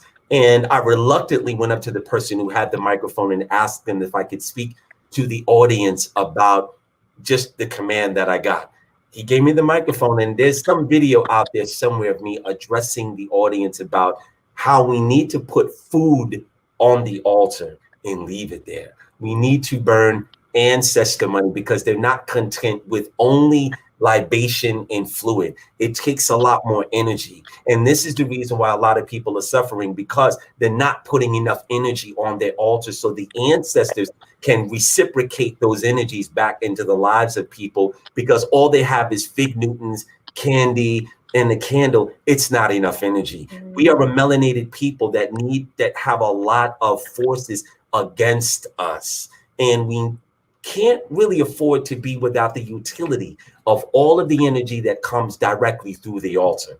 If you look at the altar, it serves as a speaker, a bowl speaker that projects the energy of their blessings and ashe into your life like a movie screen. And when you look at the movie screen of your life, you're looking at a lot of the coalescent events that they have prayed into your life from the great beyond. And yes, the ancestors are in different places. Some of them are in the divine afterlife, some of them are in purgatory states, some of them are in the duat, some of them are in many different places. It depends on who they were. And all of your ancestors are not able to reach you if you're not giving them enough energy through food, liquor, coffee, flowers.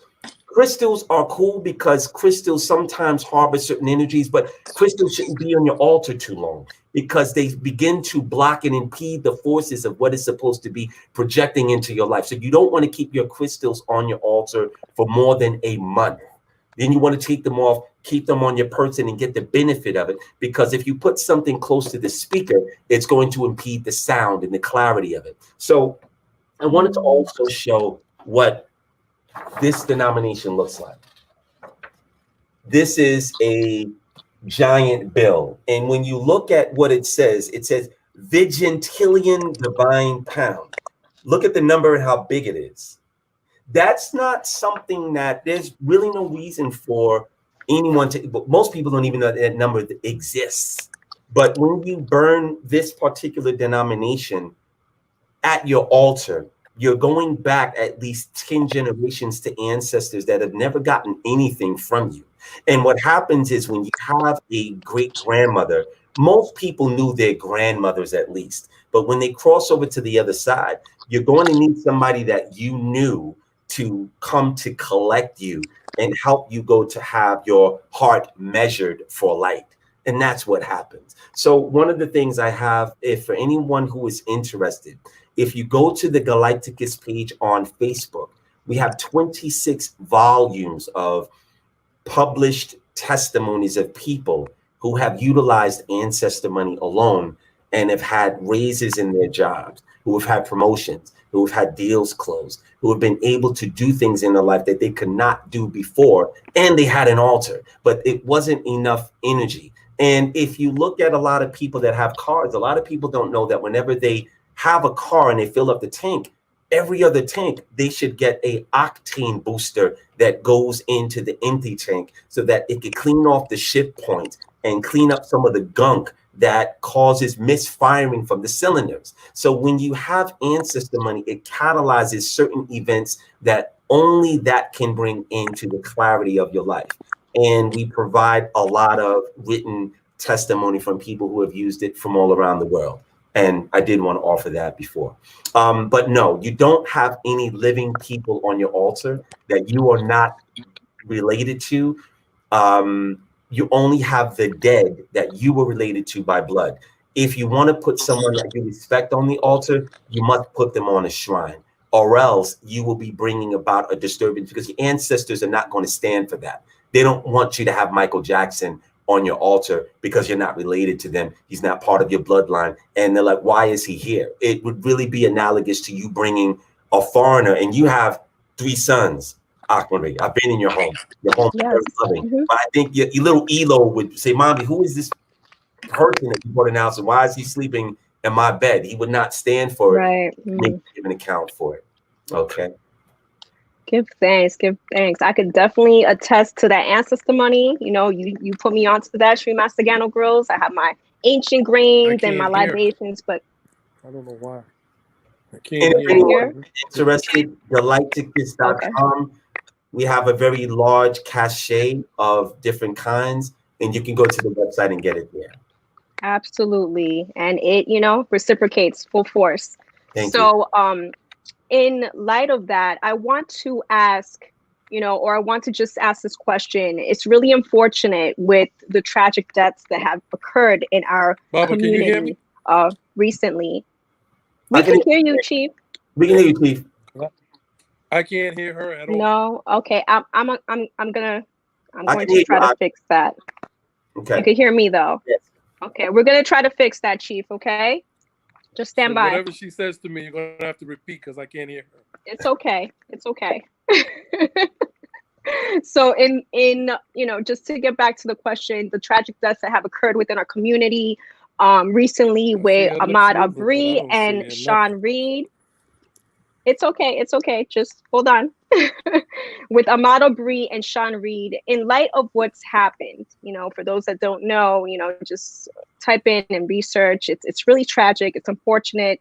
But in light of what has happened, what can we do in our homes, within our homes, to honor them and their contribution to life? And Baba Mfundishi, can you care to answer this one? Then move on to Shri. Let me just say this. There's always casualties in war. And so if you are about Ma'at and you are doing all the things that we said we should be doing, all you do is add them to your affirmations. Because tragedy is always going to happen. Let me just say this here. If you are thrown out of balance every time a tragedy happens, your enemy moves a step forward, closer to you. And then next thing you know, the enemy's in your face because you were so distracted. Now, I know some people say, well, oh, wait a minute. If that was your family member, you would take it different. No, every Black or person of African descent where something tragic happens is part of my family. And so if you're constantly in Ma'at, if you're constantly in prayer, if you're constantly understanding that we are at war, and you're constantly, then I think you will be prepared to deal with each issue. Now, there's some things that need immediate attention and some things you are doing every single day. So I don't know if I'm answering that directly, but I'm just letting you know that you see a lot of times things happen and we get thrown out of balance. And when you're thrown out of balance, spending all your energy here, the enemy is doing something underneath, like this coronavirus. Well, you have to understand, I need to make it real clear. The coronavirus was created by the Euro-Asiatics. This is not a natural virus. It's a virus that was created inside of a laboratory to destruct and to kill people. It was done as a destructive tool. See, we're not even dealing with that. We're talking about, oh, we need the shot, the vaccine. That's another tool. And then we're going to chip you. We're going to shoot you. I don't know if anybody had ever read 1984 with Oswald with Big Brother. That's right. Well, now, we're dealing with Big Brother on steroids. Big Brother on steroids. So while we're all concerned about one thing, they're doing some other stuff underneath. So I'm only saying this, my sister, to say is that sometimes we get so involved in a specific tragedy. Now, there are some people that needs to deal with it. For example, if you have a family tragedy, you have the head of the family deals with it and everybody else deal with it. But the family still has to function. Right. You still need to be working. You still need to be cultivating. You still need to be developing food. You still need to be educating. You don't stop. Okay. So right now, all the different tragedies that are happening, we have some specific people within our network.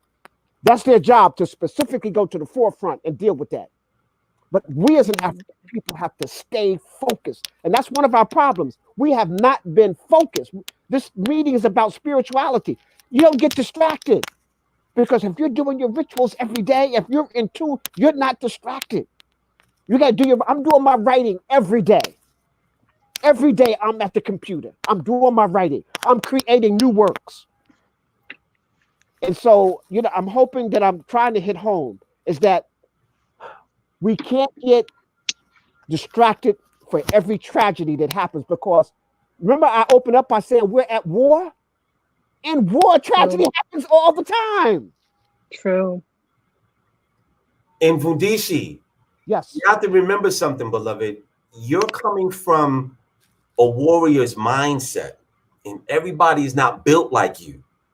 A lot of people don't have the warrior. You come from different systems of being a warrior, and that mindset is something that people will, I think, benefit from. So I'm with you, but at the same time, we have to realize that most of the people in the world are not of that ilk. They haven't read The Art of War and Peace. They're not soldiers. They're not into the martial arts. They don't know a lot of those things. So I think that there has to be a balance. And this isn't, I'm inviting more of a lateral approach to the answer. And if I may, I would say that all of us are connected. None of us are disconnected.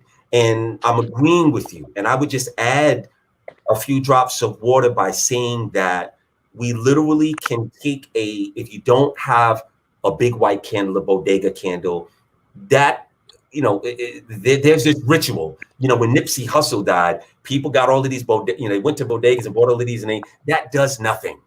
When you see those candles lit, it does very little, because the candlelight goes out and it doesn't really, the energy, the soul who the candle is lit for will say, that's nice, but I sure wish that somebody would put a plate of food on their altar for me, or burn some ancestor money for me, or actually go to their altar and petition for my soul. So for people who are, I would say, really concerned and wanting to balance out the horror of what happened with that young man, because it's hard not to get upset when you see the injustices of things like this, but we're not powerless. We're not silent in what we can do to help equalize the injustice. So I would say to all of my people, they already know, burn some ancestor money with his name on it and write his date of departure. You know what the date is, and send it to him lovingly through your altar. You could do this for the next 7 days. It's not just for him. It's for Bill Withers. It's for Dr. Leilani Africa. That's for continue on. Yes. Right. I'm saying, I open up by saying you deal with specific things, and you have people, for example, like you say, you said this to each person in the organization. So there's somebody specific that deals with all these specific tragedies that might happen. Right. But if the whole nation stops, then you've opened yourself up to be totally destroyed, and you just be going from one tragedy to the next tragedy to the next tragedy, and nothing ever gets done. So yes, you give this homage, you do your special offering, you put them in your special prayers, and you have somebody. That's what the priestship is about. You have certain priests that are designed to deal with that specifically. Right. Everybody can have a moment of silence, Right. But like I say, this is a tragedy that you know of. There's a tragedy happening someplace else. This is happening all day long, especially for people who are not in power. Right. So all I'm saying is just, Shrai, continue to do those things that you talked about, but you can't let it take you out of balance in terms of preparing to do what needs to be done for the African people. Indeed. And you make sure that in every organization, you have those specific people that's their job to do that. It's like you collect the money. Everybody don't collect money. You got a treasurer that collects the money. Oh, speaking of which, somebody needs to spank him. Everybody don't spank him. You have your sergeant of arms does the spanking. You see what I'm saying? I'm going to add something to that. I would say also, were you at the Million Man March? Yes, sir. Okay, so do you remember? Yeah, my son, yes. Right? When Al Sharpton asked for a collection and all of those boxes that went up to the front filled with money. $20 bills, 100. Yes, I saw that. Here's a proposition for everybody who's watching, who's going to be watching, and my Galacticus family dua.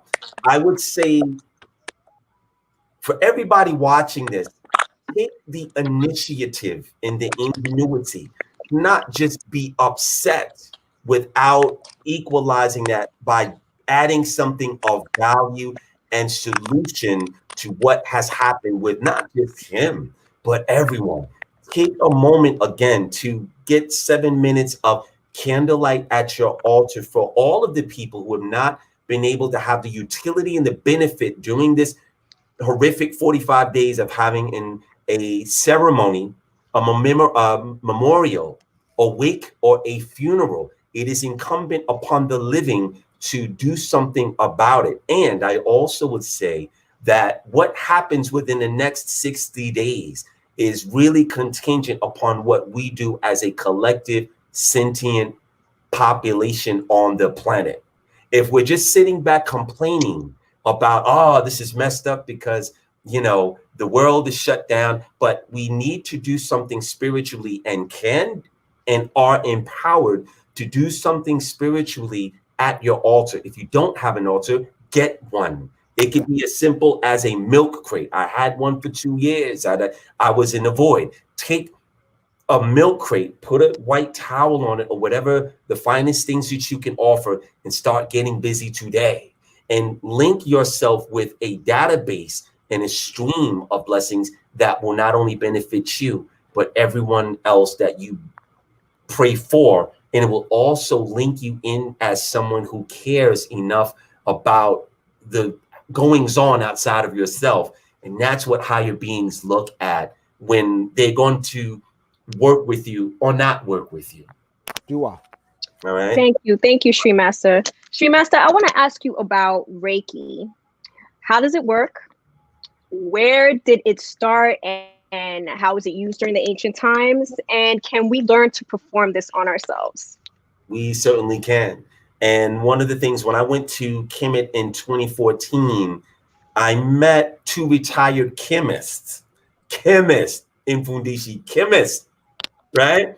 And they were from Belgium. And I acquainted myself with them. We talked, and one of the ladies said that she hadn't slept in 7 years. She had not had a full night of sleep. So I told her I would be happy to give you some Kundalini Reiki. And she was obliged. We went to a hotel room. I put some holy oil all over her back, and her husband was there, and she was out like a light. And what happened was 3 days later, I didn't see her for 3 days. We were at, and you know this hotel, the Steigenberger in Wajet, right? In Mfundishi, you know that hotel. No, so I was downstairs having breakfast, and I saw her. And she jumped into my arms. Oh my God, how much do I owe you? I slept. And she was like, I said, calm down. I said, you know, and she and her husband said, I don't know what you did, but she slept for 48 hours. And it's the first time I've ever saw her sleep. And I said, well, I gave her some Kundalini Reiki, and, you know, God, she said, how much do I owe you? Now, I could have told her $10,000 and she happily would have paid me. But I said, you don't owe me anything. And when you're able to utilize your own Kundalini, you can self-repair. You can repair other people. You can help to build a bridge between yourself and the higher kingdoms that you can pull energy from. So again, one of the things when I unlock the Kundalinis of people, there is a much underreported phenomena that happens in our world, and it's called spontaneous human combustion.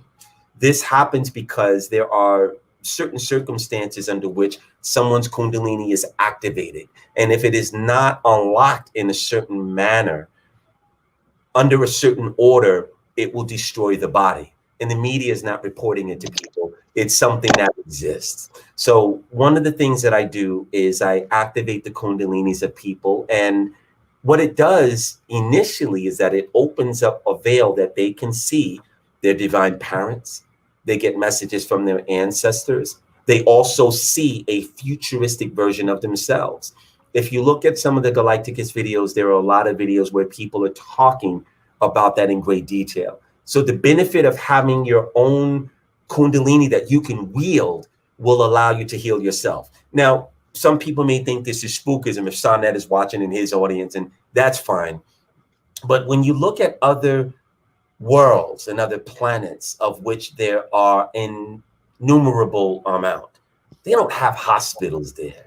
They don't have clinics. They don't have doctors. They don't have nurses, shamans, wizards, warlocks, and sorcerers, because they don't need it. They've evolved beyond the point of being disconnected from the junk DNA that is inside of the body. They are harmonious with the body to the point where they don't get sick. And even in their earlier stages of evolution, they learned how to heal themselves. So when you look at even Queen Afur's book, right, plug, she has written about certain ways that you can heal yourself.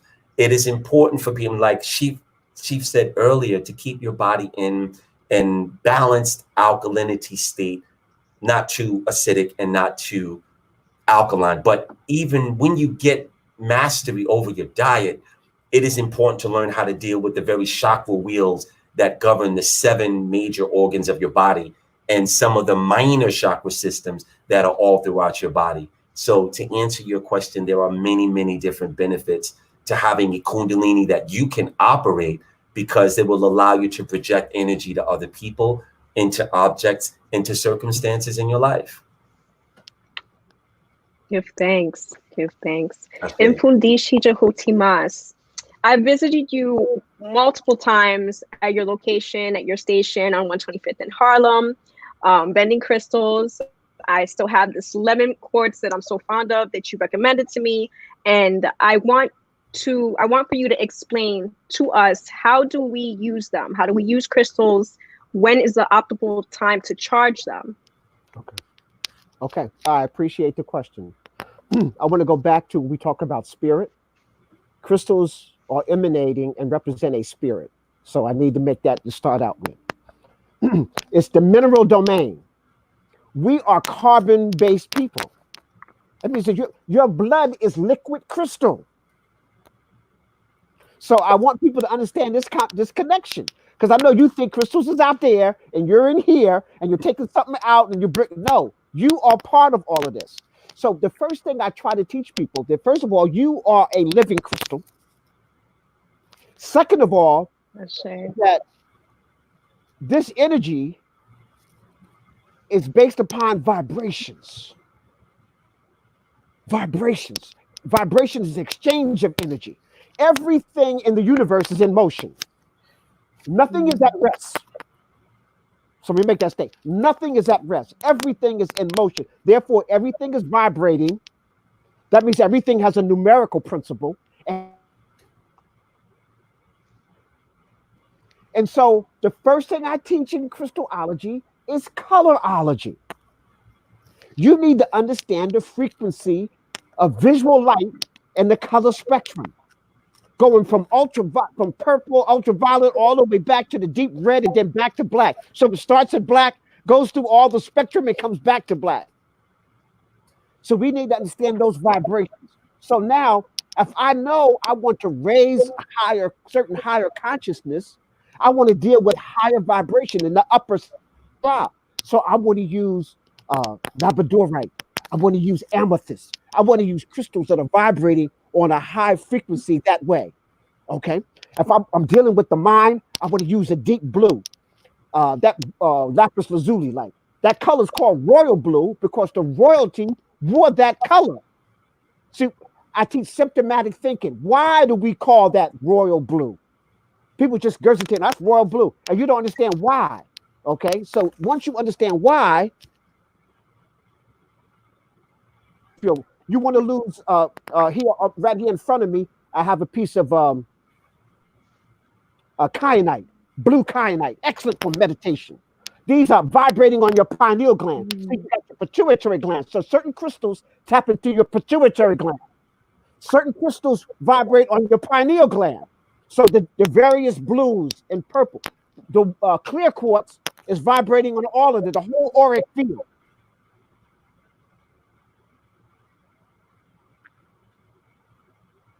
Right? For clarity, focus, and thought. That's where the concept of crystal clear comes from. It's not just made. No, it's crystal clear. Clarity of focus and thought. I want to be able to tap into that. As I move from that eye, we talked about vision, the pineal gland. And then we move to the throat chakra, your thyroid gland up in here. Then you want to go with the softer, lighter blue. So you want to use something like a turquoise, a bluish turquoise, you know, or something that, here we go. Yeah, you got the turquoise on. And turquoise tap with the ancestors also. Turquoise is the most used stone on the whole planet Earth in all societies.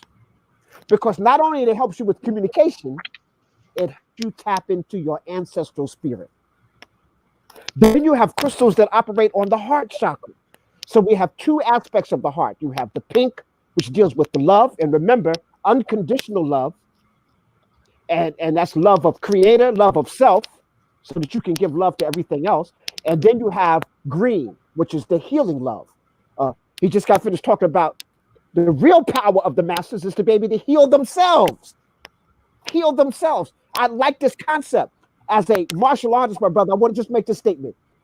After training in the martial arts for over 60 years, almost all my peers, if they're not dead, they are injured. They've had hip replacements, joint replacements, walking with canes. Oh my goodness. Huh? That's crazy.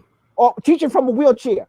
Wait a minute. This art is supposed to empower you. Why are you taking the martial art? What kind of example is that? You know, so as I go into my 70s, I'm not doing the backflip. I used to tell people I could still do the backflip. I get okay. Right. Backflip never killed nobody. Okay, so you know I don't need to do that. But Right. I can still do everything I could do at 20. It's just much more efficient, and I have to be in optimal health. You know, and I feel like that. But it's a state of consciousness. That's right. You have to believe it.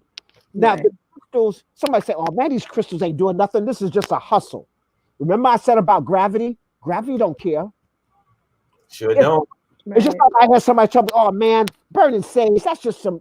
I said, I had to give them a scientific document showing that sage cleanses all the bacteria in the air and will keep it like that. It sure does.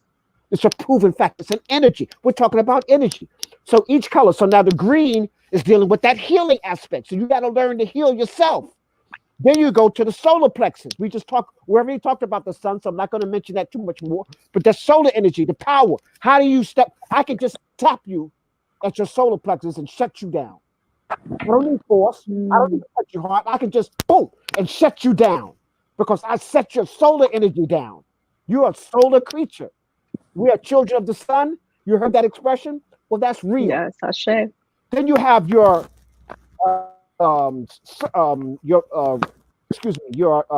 sacral chakra. No, not the root. Your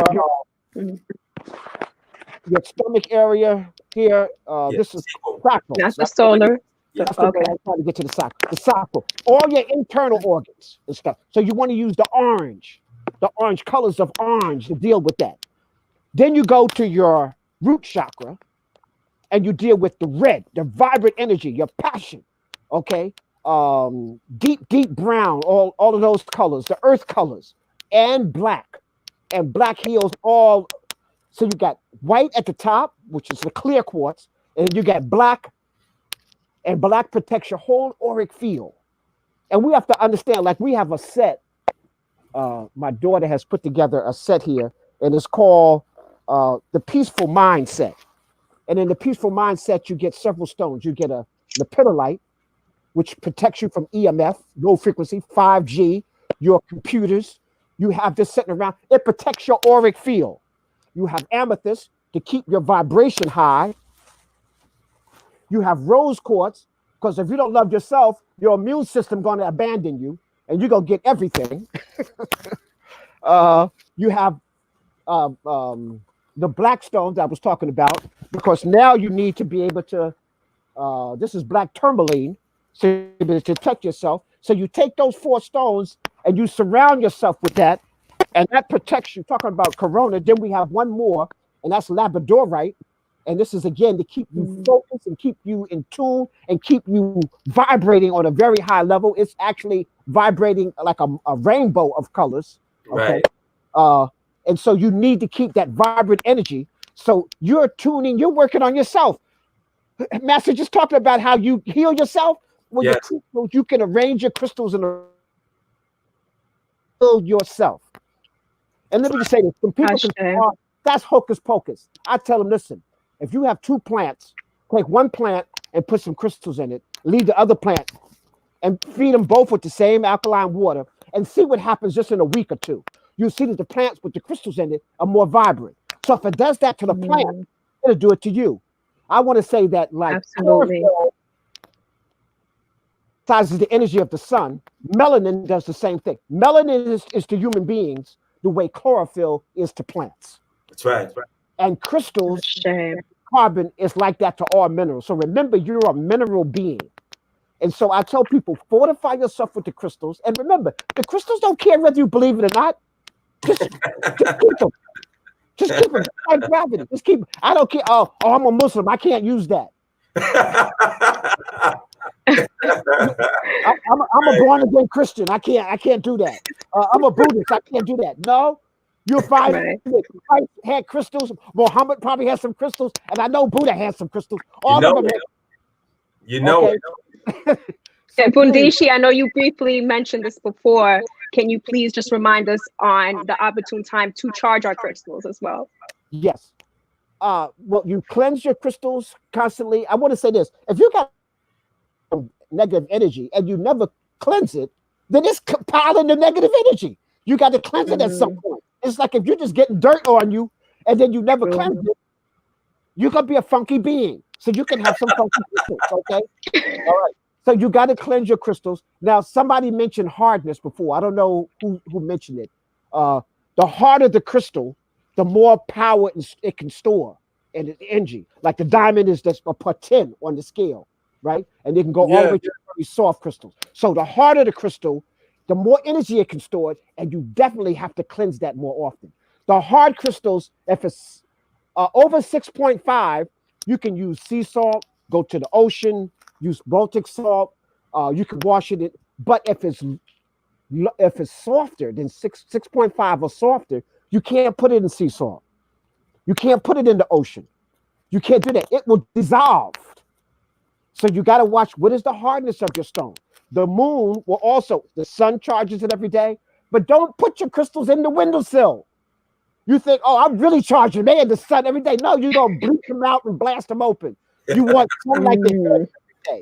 It's like you living in the sun and never going in. Okay, no, you don't do that. So you have some sunlight hit them. You hit some moonlight hit them. You can bury your crystals to get rid of negative energy. You can put them like in brown rice to subtract energy. But don't eat the rice. Throw the rice out after you get finished. Okay. All right. There's all these different ways. If you're a fire person, I can use Palo Santo underneath my crystal and heal it that way. I use fire and heat for certain crystals, but that has to be a hard stone again. So you can download free a hardness scale of stones, and it tells you almost all the stones that we know in existence. What is their hardness? So you know how to utilize that stone. But remember, like the colors you're wearing is vibrant. It comes out. We wear these colors because we're imitating nature. Do you notice how the Europeans only want to wear blue and these gray, these drab colors? Because they live not in the tropical rainforest. They live where you only had like 3 months of summer. And you got 9 months of winter and stuff like that. So that reflected their psyche. We come from the tropics. We want to see red, orange, purple, green. And some of us want to wear all of them together. You know, if you come up in the European society, you go, oh man, you got too many colors on. You got come on, y'all heard people say that. Oh, that's a little too bright for me. One time I was wearing a yellow suit, grand booba, everything, right? And a lady came up to me, she says, son, you got a lot of nerve. Wow. Okay. And you're really wearing it, but I just need to tell you, you got a lot of nerve. But I know who I am, and you feel good. I felt bright and sunny that day, so I put some yellow on. Right. So crystals and colors, make sure you synchronize them. Surround yourself with them. And like you said, if you got crystals on your shrine, change them every once in a while.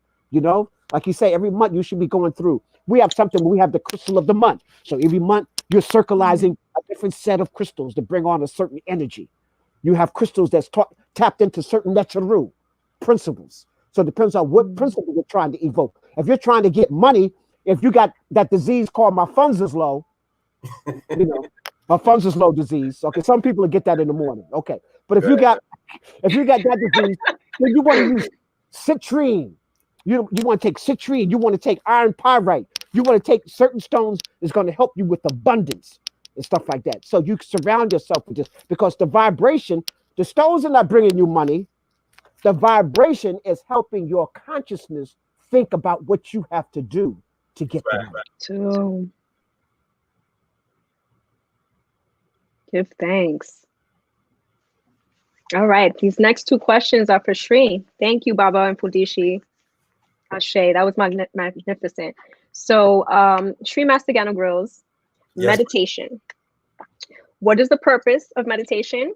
What should we be thinking about while meditating, and how long? Positions, guide us through the steps, please. Okay. There are many different kinds of meditation, and for the neophyte or the person who is not an intermediate and they're just being introduced, it is important to start off, because a lot of people, and I said this on another video recently, a lot of people, you don't just start swimming by jumping into the ocean. You want to take some, unless, Sydney 48, people on the islands, they throw their babies in the water. That's not really what we're talking about here, figuratively speaking. So we want to give ourselves, the human consciousness is very fragile. And I talked about incremental meditation, where you may want to start off with just a simple 4 minutes a day. Do that for 5 days. Take a couple of days off. Come back the next week and double it. Do it for 8 minutes. Take 2 days off. Come back and do 16 minutes. And what will happen is you will gently acclimate your consciousness to be able to handle nothingness, which answers your second question. What do you think about when you're first starting to meditate? You don't think about anything. You want to still and quiet your mind. You want to block out all of the fodder and all of the thoughts, all of the disturbances. When I was an actor and I used to do theater, one of the plays that I did, I was running my lines on stage, running it and doing the lines. And the director was in the back, and his name is Mansoor. How you doing, Mansoor, if you're watching? And he was walking back and forth backstage, making all of this noise, and I couldn't concentrate. And I looked at him and I'm like, why is he making all of this noise while I'm running my lines? And our show goes up next week. So I got annoyed and I walked off stage. He came right behind me and said, Gano, yeah, I'm going to need you to get back on stage. And I said, dude, I can't concentrate. You're making all of this noise. He said, no, I'm doing that on purpose because you're going to have to block out any disturbance that comes, and you should be able to deliver your performance no matter what. And I said, okay, it was a challenge, but eventually I was able to tune him out. And a lot of times in life, I posted a picture of my family the other day. I have 5 children, grandchildren, and, my family is very challenging, to say the least. I don't have a perfect family. And, the mother of 4 of my children called me up and said, why did you post that picture? Our family is challenged. And I said, a lot of people have challenges in their family, but I want to project the front of what it is. So it takes the power that meditation and the benefit of what meditation can give you so that you can tune out a lot of the disturbances that we are all guaranteed and ensured to have in life. There is no one in the physical form who is not going to have a cross to bear, a certain set of dysfunctionality, whether it's in their family, workplace, or business, that they have to contend with. And meditation affords you the opportunity to be able to quiet the fields of the disturbing cyclic fodder that goes on in your life and in your business and in your evolution. And it helps you to the benefits of mastering or seeking to master meditation. It aligns your chakra systems. It helps the way that you breathe. It lowers your blood pressure. And stress is the #1 killer of us. So it's important for us to be able to meditate, especially in times like this. And doing it incrementally, you won't cancel yourself out. This is the reason why a lot of people fail at meditation, because everybody tries to start off with meditating for an hour or half an hour.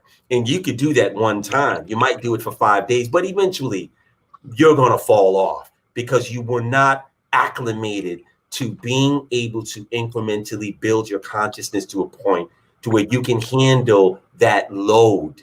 So if you do it incrementally, you will gently make it a part of your life within a couple of months, and the benefits that come with it, focusing on nothing, learning how to tune out everything so that you can get the incoming downloads and wireless communication from your spiritual agency. Yep, thanks, Shri. Okay, so everyone dreams, right, Shri? Is there anything that we could do to remember our dreams more, recall them? What are the methods that we could use to interpret our dreams? And can we consciously visit others, your dreams? Yes. And, you know, I don't want to make this a shameless plug for ancestor money, but it does help you to be able to remember your dreams. And the reason being is because you're sending also energy to yourself in the spiritual world. There is a part of your consciousness that has stayed back and resided there. And it is the part of you also that would help to, you know, your higher self also is what is guiding you as a personal GPS. So when you burn ancestor money, you're sending energy to yourself so that you don't wake up so exhausted, because what you're doing in your dreams is you're not using your physical body, you're using your astral body. Some people have a solar body, and some people are fighting wars in their dreams. Some people are parallel, some people are walking, some people are changelings. So what people are doing in their astral form is very, very exhausting. And this is another reason why you need to have certain staples on your altar so that you are not so drained. Eventually, the light in your soul will begin to attenuate and burn out if you're not giving your soul an energy source from which it needs to draw from. So that's one of the ways. And yes, you can work on remembering your dreams. I give my students certain things that they can do that not only will they remember their dreams, but they will wake up in their dreams. And then they begin to become in this, they are in the center of the creation of their dreams. Eventually, you will bring the energy of that creation into the events of your life. And it's called living your dreams. And there's a very specific way in which to do that. One of the things that I would say, by having an altar, most people have a socket that has two prongs, two sockets. But what happens when you have more appliances and things that need to be plugged in? You have to get a power strip. And the power strip allows you to I have one right next to me, anywhere from 8 to 10 different plug-ins. When you have an altar and you have food on the altar and you're burning ancestor money and you have certain other accoutrements, it allows you to have the semblance of that plug-in so that you can handle more bandwidth. And that's what allows you to have the ability to be able to remember more of what you are dreaming about. And stop saying dreams, because if you say dreams, your conscious mind is going to excuse it away like blunt smoke. If you start saying, or you switch out dream for recording, you now have given your subconscious, the mind, the permission to remember the event of what it is that you're doing every night. And for the people that say that they don't dream, everyone dreams. If you don't remember your dreams, it is an indicator of something that you are not doing spiritually. Because what happens is, God's forbid, you get knocked out of your body and you wake up dead, or you become a soulless body. You will not know where you're going in the duat. You will not have anything that you will be in a wasteland, and you'll wander around for a very long time until you are claimed.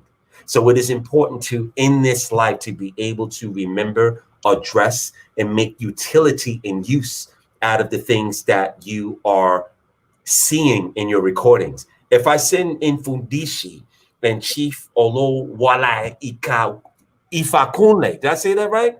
Chief Oluwole Ifakunle. Yes, Modupwe. You said it correct. Oluwole. I send my two big brothers an email and they don't open the email, they're not going to get the benefit of the purpose of what I intended to alert them about. Dreams should be looked at as an email from not only your higher self, your ancestors, but also your divine parents. And when you miss the opportunity to open the email that they have sent you, your life will be a lot less on purpose, to the extent to which if you don't know how to read, your life, the potential of your life is drastically reduced. When you don't know how to read the energy of your dreams by starting off with even remembering it, it's kind of like being somewhat illiterate. And a lot of times people can't get it together because they are not reading the emails that come into your consciousness every night. You spend 1/3 in the dream state. You're doing something there. You're not just non-existing. And I'll just leave it there. So I know, Shri, that in our past conversations, you have advised me to remember my dreams or recall my recordings by writing whatever I could once I remembered. And that's helped me tremendously to, go back even further and get, a lot of details in between. Absolutely. So do out for that. Indeed. So I want to ask Chief Fakunle, Yes. What are libations? Well, libations is just like the old thing that when we say you got to give the brother some, when we were kids and get a 40 from the store, you pour some to the ground. You got to remember those who passed. That's right. And so pouring libation, that's all the old Africans never gave that up. We hold on to it. So pouring libations, the importance of pouring libation is offering a way of opening up. They say, Ololo me, that the water knows its direction. Water never has to figure out where it has to go. And if you want to know if your floors are level, pour some water on it, and it'll tell you where it's unleveled and where it's level. Right. Because water can always find the direction. Water holds memory. Water holds memory. We have people have put the scientific knowledge that the water of today, has the same memory of the water of 40,000 years ago. It has the memory. So the water in our bodies, as water goes through our body. So pouring a libation is a way of activating and waking up the energy, waking up the memory, waking up what we call the fa, waking up the destiny, so that we can make a connection to the past, the present, and the future, because they all are happening in a simultaneous time. The past, the present, and future are happening right now. And so we can go into through the different realms of possibilities by the use of libation and by the use of water. Water is according to Ifa. Well, we know that water is 74% of the world is made up of water, and out of all that water, only 5% of the water is drinkable. So, but the water allows for the communication to flow. It's a vehicle by which we're able to flow. There's other ways. You can go hug a tree. You can go and put your feet in the earth, or dig your feet in the sand, or find another way to connect. But one of the major things is to pour the libation, because the libation activates and wakes up memory. That's it. Thanks. And Mfundishi Jhutyms, why are libations so important? Please add your perspective. Okay, if I can just is that water holds more memory than any compound molecule on the planet Earth. I'll say that again. Water holds more memory. And so when you speak, you are speaking to your water. So that's why even self-talk is so powerful and so important. If you're talking to yourself, oh man, I'm so stupid. You talk to water. Your water say, oh, you think that was stupid? Wait till tomorrow. Okay. So you got positive self-talk is a prerequisite And so when I do libation, I'm talking not only to myself, I'm talking to my water, I'm talking to the universe. Remember, this is predominantly water. So I'm talking to all the energies that exist here. They proved that a group of priests held hands around a polluted pool of water. They poured libation into the water and prayed for 3 hours. They checked the chemistry of the pond before and after, and they were able to clean up the filth in the pond through their prayers. So Wow. with libation, we're doing two things. One is Heka, and Heka is words of power. That's vibrational. Okay. Brother Gano talked about vibration earlier when we were talking about you raising your vibration. If you cussing all the time, if you it's deformed. If I say something divine like love, ma'at, into the water, it doesn't matter what language, the water forms perfect crystals. A Japanese guy named Moto has a book on water, the crystal of water, and he talks about this, where he measured the energy of water. So when you pour libation, you're talking into, you're speaking it. A Nezrak Amen, a Nook Amen, a Nezrak Pata, a Nook Pata, a Nezrak Ra, a Nook Ra, a Nezrak Sekmet, a Nook Met. You're evoking the spirit.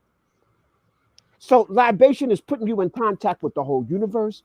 But let me say this also. You are opening up a portal.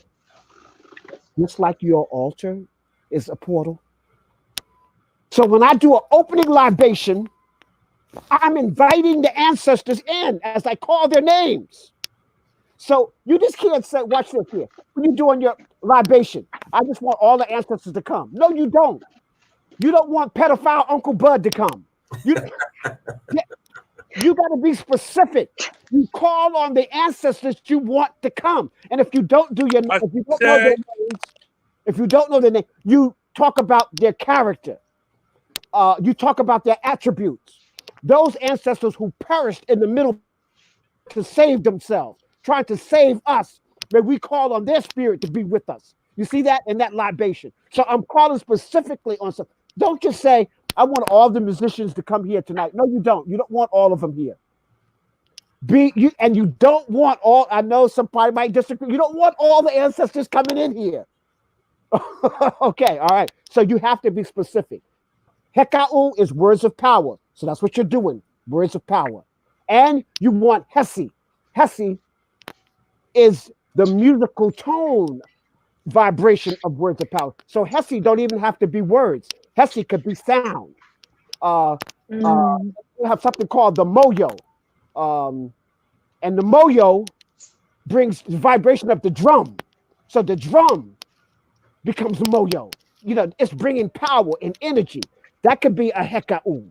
So that's why a lot of times drums are preceded even before the libation is being flowed. The drums are setting the vibrational tone of the atmosphere, so that as I pour the water, as I heki and hesa'u and heka'u, and sometimes chanting and singing, or also libations can be done that way also. So heka, heka'u, all of these are powerful energies because they are dealing with vibrations. We want to raise our vibrations. Now, let me just say this. You get this powerful opening ceremony, this powerful libation. Everybody got chills running down their spine, right?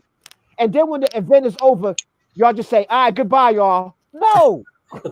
You just invited all them here. They running around and y'all left. No, you got to send them back. So just like you have an opening libation, you need a closing ritual. I want to thank all of the divine ancestors in which we called, and you called them by name again. And it's important, whenever I do libation, I do it in an African tongue. I do it in Swahili or Badunecha.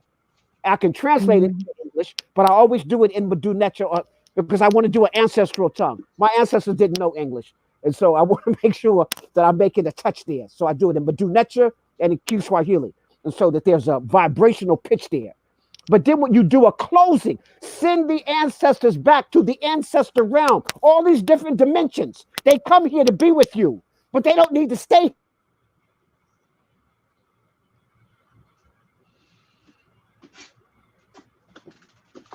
Right. Yes. Those words of power, they amplify. Sri Master, I wanted to go ahead and ask you, when do we execute libations? At what time of day? You know, what do you suggest? how we should execute libations? Libations, one of the things that I advocate for people to do is everyone should have, like Chief Ifakunle said, we need to have the presence of liquor, because we all had people in our family who loved liquor. Not only that, but liquor is a commodity. The browner, the better. And you'll see how quickly it evaporates. So having the presence, if you have some kind of a chalice or a container for the liquor particularly, you don't want it to get more than halfway down before you replenish it or refill it. If you have a statue of Lord Shiva in particular as well, you want to keep some liquor in front of him and always keep it full so that they can keep your buoyancy full in life as well. Libations can be executed in many different ways. When you're cleaning your home, you can get some Florida water, or you can get some holy water, or you can get just some plain old tap water, pray over it, and you can, after you have cleansed your home, you can go to every corner in your home and say a heka'u, a word of power, a prayer, or you can chant the name of whoever your divine parent is, or whoever your orisha is, your netoru is, whoever they are, you can invoke them and give libation to every corner. That's another way to do it. Also, you can keep libation by your bed. It's important to have a representation of that so that your astral fields are more fluid during the time of rest. So those are three ways that you can use the energy and the benefits of libation in your home in a very basic manner.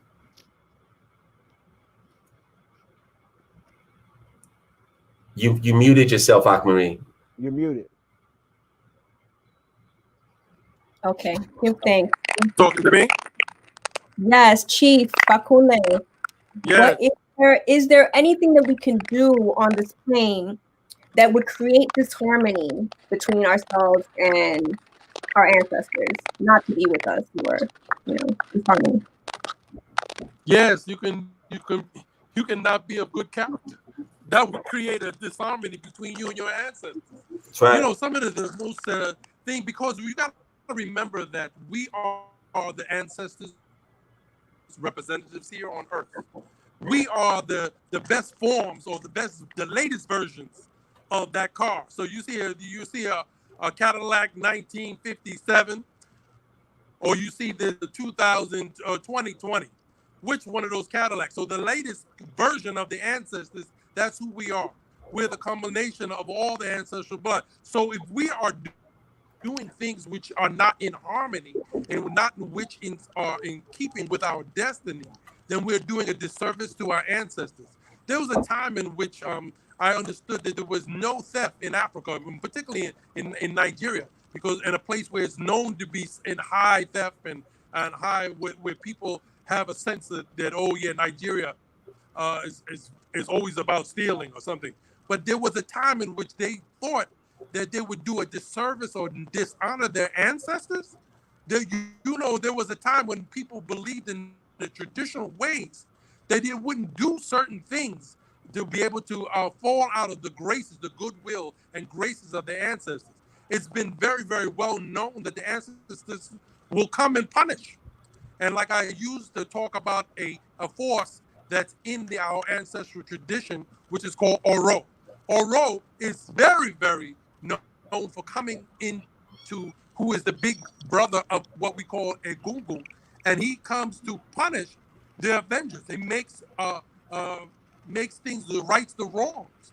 So when you have people that do ignorance or do things which will harm the graces of their ancestors, they're disgracing other people's lives, taking people's lives, murder or something like the ancestors are going to hoard that because they're life sustaining, believing in life sustaining.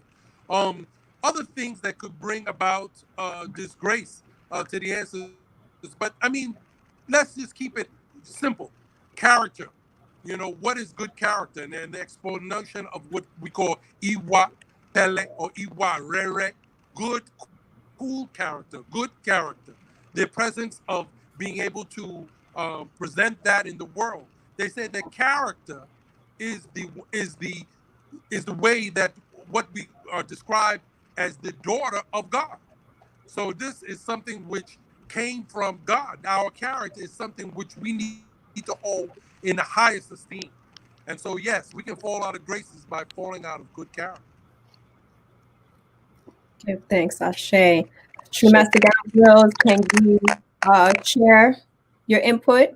How could we Please, can I just say one last thing? Absolutely. Because I'm going to have to leave the talk at this time. I know we're coming to our end, but I have an appointment that I have to catch. Not a problem. So I do want to give all praise and thanks to my brothers who are here, and to you, our very special hostess of the mostest. I'm going to start at this point. I'm having some technical difficulties, and it's I've been struggling.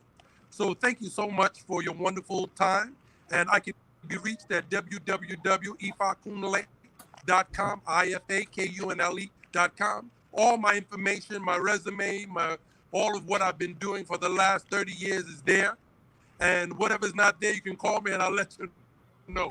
Be well and stay blessed. And stay black. You, because we have no other choice. Okay? I love you. Give thanks. Okay, so we'll continue with Sri Master Gano Grills. If you could please share your perspective on the disconnect. What could cause a disconnection between our ancestors and us, and disharmony? Right. Well, one of the things that really aggravate the ancestors is when you are not compliant with what it is that they are attempting to bring into your life. When they see that you're ignoring their requests and their messages. A lot of times people have, a deceased parent or an aunt or someone that they were very close to. And the ancestors have abilities that we are not really used to. They're nonlinear. I was talking to someone, and we were standing in front of a check cashing place, and he lost his mother.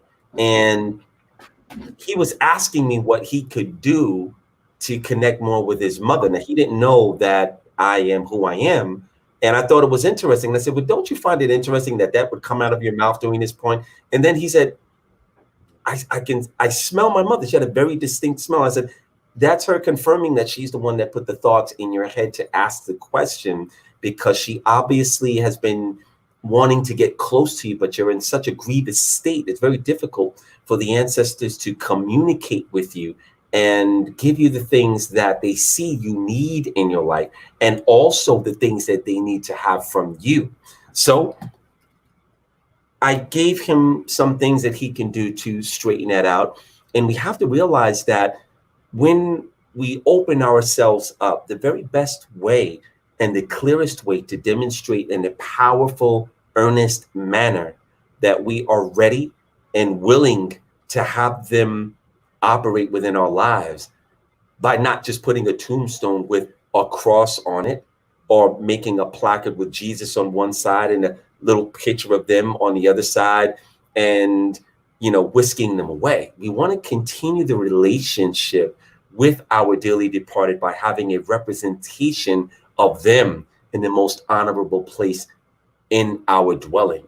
And if you live in a hole in the wall and you don't have your own place, you can have a simple shelf, but have some representation of your ancestors. You don't have pictures of your ancestors, have the space anyway, and allocate it and dedicate it to them. Now, I heard, Brother Mfundishi say that we don't want all of the ancestors to come, because all of us have had dishonorable ancestors somewhere in the lineages, and this is true. But remember also that when you have certain things on your altar, it is light that they cannot get near. A lot of the, if you have to be dealing with some really low energies to attract those pariahs that some of us have in our lineage. So if you have certain gods and certain forces on your altar, and like Mfundishi said, I make it a point of going to see Mfundishi as much as I can. And when you're like, last time I went to Mfundishi's house, I walked out of there with how many bags, Mfundishi? 2-3 bags and stuff. Love to see my brother. And it's important to, when you go to his table, get a collection, because he has a really good array of crystals that he energizes, but they do things in the home. And like he said, you can set up crystal grids, but the benefit of having a representation of certain crystals on your altar, it helps to make communication with your ancestors more possible, and also pushes away certain presences, not just from other ancestors, but it's also important to make sure the energy of your home is clean, it's clear, it's not cluttered, it's not chaos, there's no dust, there's no spoilage, there's none of those things, because the energy of that will enter into your consciousness and then into your life, and you don't want that. So it's important to keep that the ancestors close to you and demonstrate that you want them in your life so that they don't divorce you. If your ancestors begin to divorce you, then you start having car accidents, you start losing jobs, you start getting, the ancestors are one of the biggest influences that have the most power in and over your life. And they also can bring about sickness in your life. A lot of people are walking sideways and tilted because the ancestors have created the events of dis-ease within their life to get your attention. If you're walking down a block, Aquaman, I've used this analogy before, and you're a block ahead of me and I'm calling your name, Akmarie, Akmarie, and you're not listening because you have headphones on, what might I be forced to do? Right. I have to run up on you, touch you, tap you, excuse me, and you turn around, oh, it's Master Gano, how are you? It's like, I was calling you, but you didn't hear me because you were distracted, right, or otherwise. The ancestors call upon us always. And when we don't acknowledge them consciously in our lives, we invite volatility in many other areas. So the way that we demonstrate that we want them to continue, we want to keep our connection to Uncle Larry. We want to keep our connection to our grandmother. We don't just have an urn for them or keep them in the ground and, oh, I remember when they were alive, and reminisce about them. We want to keep them alive in a way that means that we love them, we care about them, and we want to provide them with the things that demonstrate that. And that's the best way to elicit to your ancestors that you're ready for that, and that you're woke enough and responsible enough to shoulder that responsibility and receive the blessings that makes possible within your life. To Ashe, give thanks for that. And Mfundishi Jhutyms, when did, I just wanted to, before you answer the question, I just want to make a veggie back just on one thing. There's something that's going to be very controversial, and I know a lot of people are not going to like it.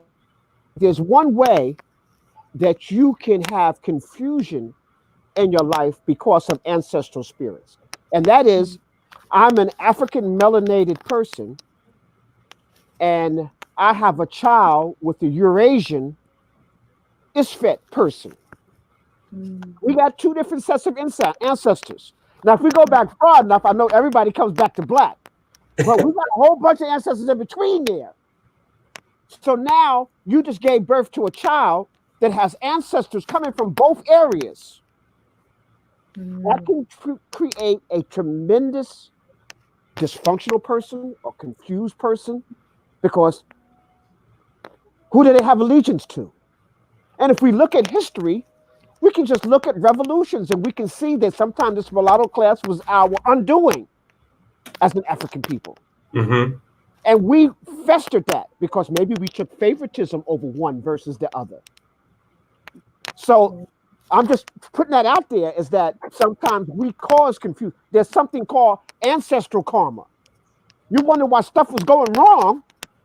It's because of stuff you've done, or karmatic, you inherited some karma. Now that child coming in is not responsible for it, but the child has to deal with it. So they need to know ancestral coming from both sides, ancestral that might be your specific enemy in this physical world. Right. And in Mfundishi, let me speak on that. Yes. This is the reason why we have the presence of the gods on the altar, because their energy is stronger to cipher out and weed that out automatically. When you have the presence of the gods, I have about 38 gods on my altar. they are constantly calculating the equation of influx that is coming, and they're weeding out all of the things that are not really commensurate. So what you're saying is correct, but this is the reason, again, why you don't want to just have your ancestors on the altar. You want to have a representation of the creator of all, and you want to have the gods as well, because they kind of, it's like a subwoofer, and it balances out the sound that comes directly through the projector of your altar. Right. And then that person who's the victim of that has to really make some choices as they grow up into adulthood. I want to give homage to my ancestors who represent Isfed, who brought me into life, but I'm not trying to duplicate that energy. Right. That child has to make a choice that I'm a follower of Ma'at, even though I have ancestors in my family who were not followers of Ma'at. Right. So they have to make a conscious choice. Okay, now I'm ready for the next question. Thank you for that. Thanks. Indeed. Okay, so when did some of the structural practices that we apply today come about? Like what let me start again. We could trace back languages, right? They have a root, they have a branch. They looking into the African tradition, is there like a root branch, right, that we can pinpoint and trace back where these traditions or practices started and came about? Well, we have to look to historical records for this. There's something, I don't know, it's going to sound a little spooky maybe to some people, but there's something called the Akashic Records. Mm-hmm. And the Akashic Records mean that everything that has happened is still happening and continue to happen, and you can be part of that happening.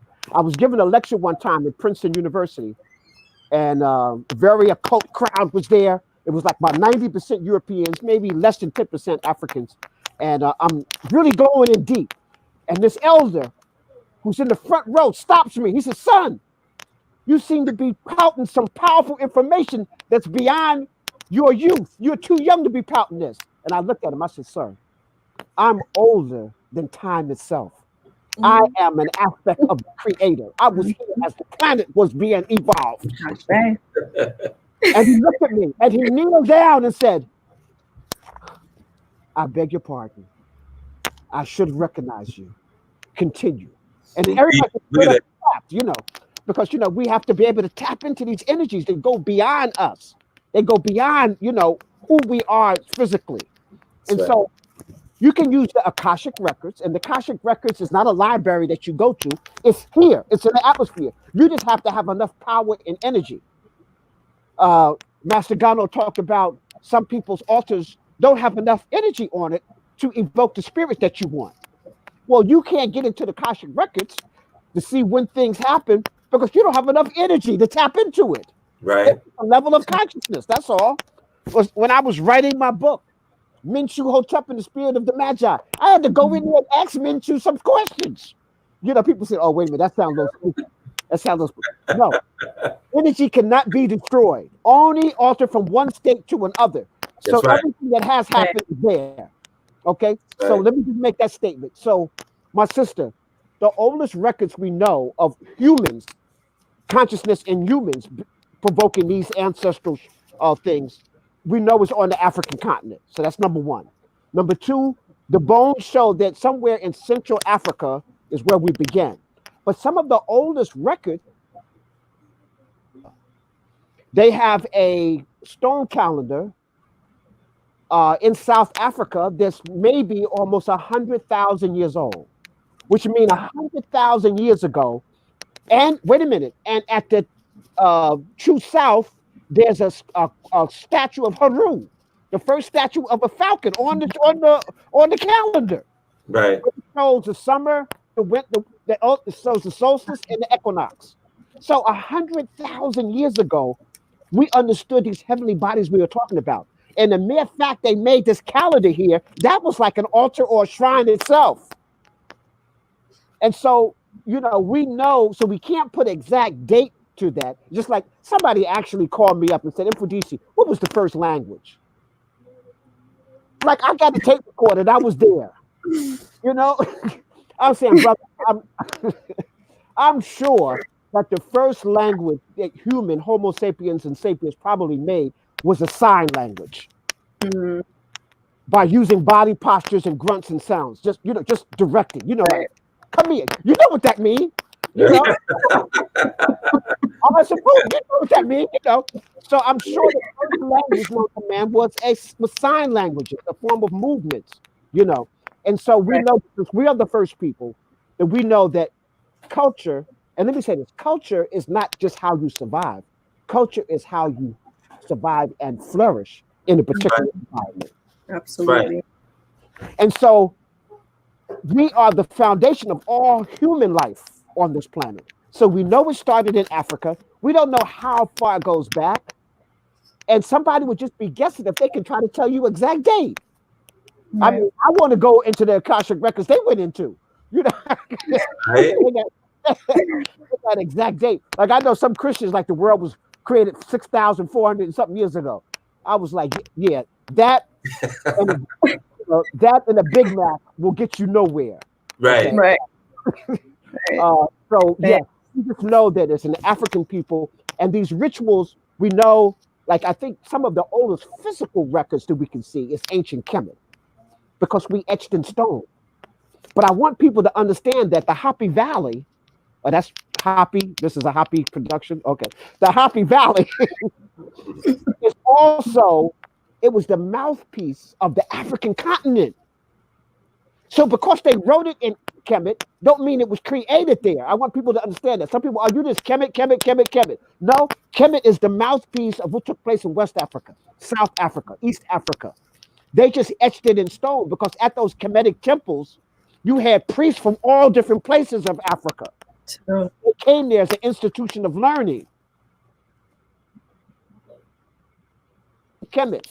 And that was to give you that foundation I talked about, understanding the mineral domain, the plant domain, the animal domain, the human domain, the spirit domain, that everything has spirit. So that's being taught in the, so this goes back, we don't know the time. So I can just say, in terms of records, it's ancient. We know there's the Ishangbe bone showing mathematics Africa 40,000 years ago. So it can go back. And they show some of the first art on the world was done in the cave in South Africa. But the government outlawed and won't let archaeologists or anthropologists. The further back they go, the blacker it gets. Right. What are they trying to hide? The Western world is not necessarily interested on that we created art, science, math, and all of that. That's right. True. Thanks, Baba.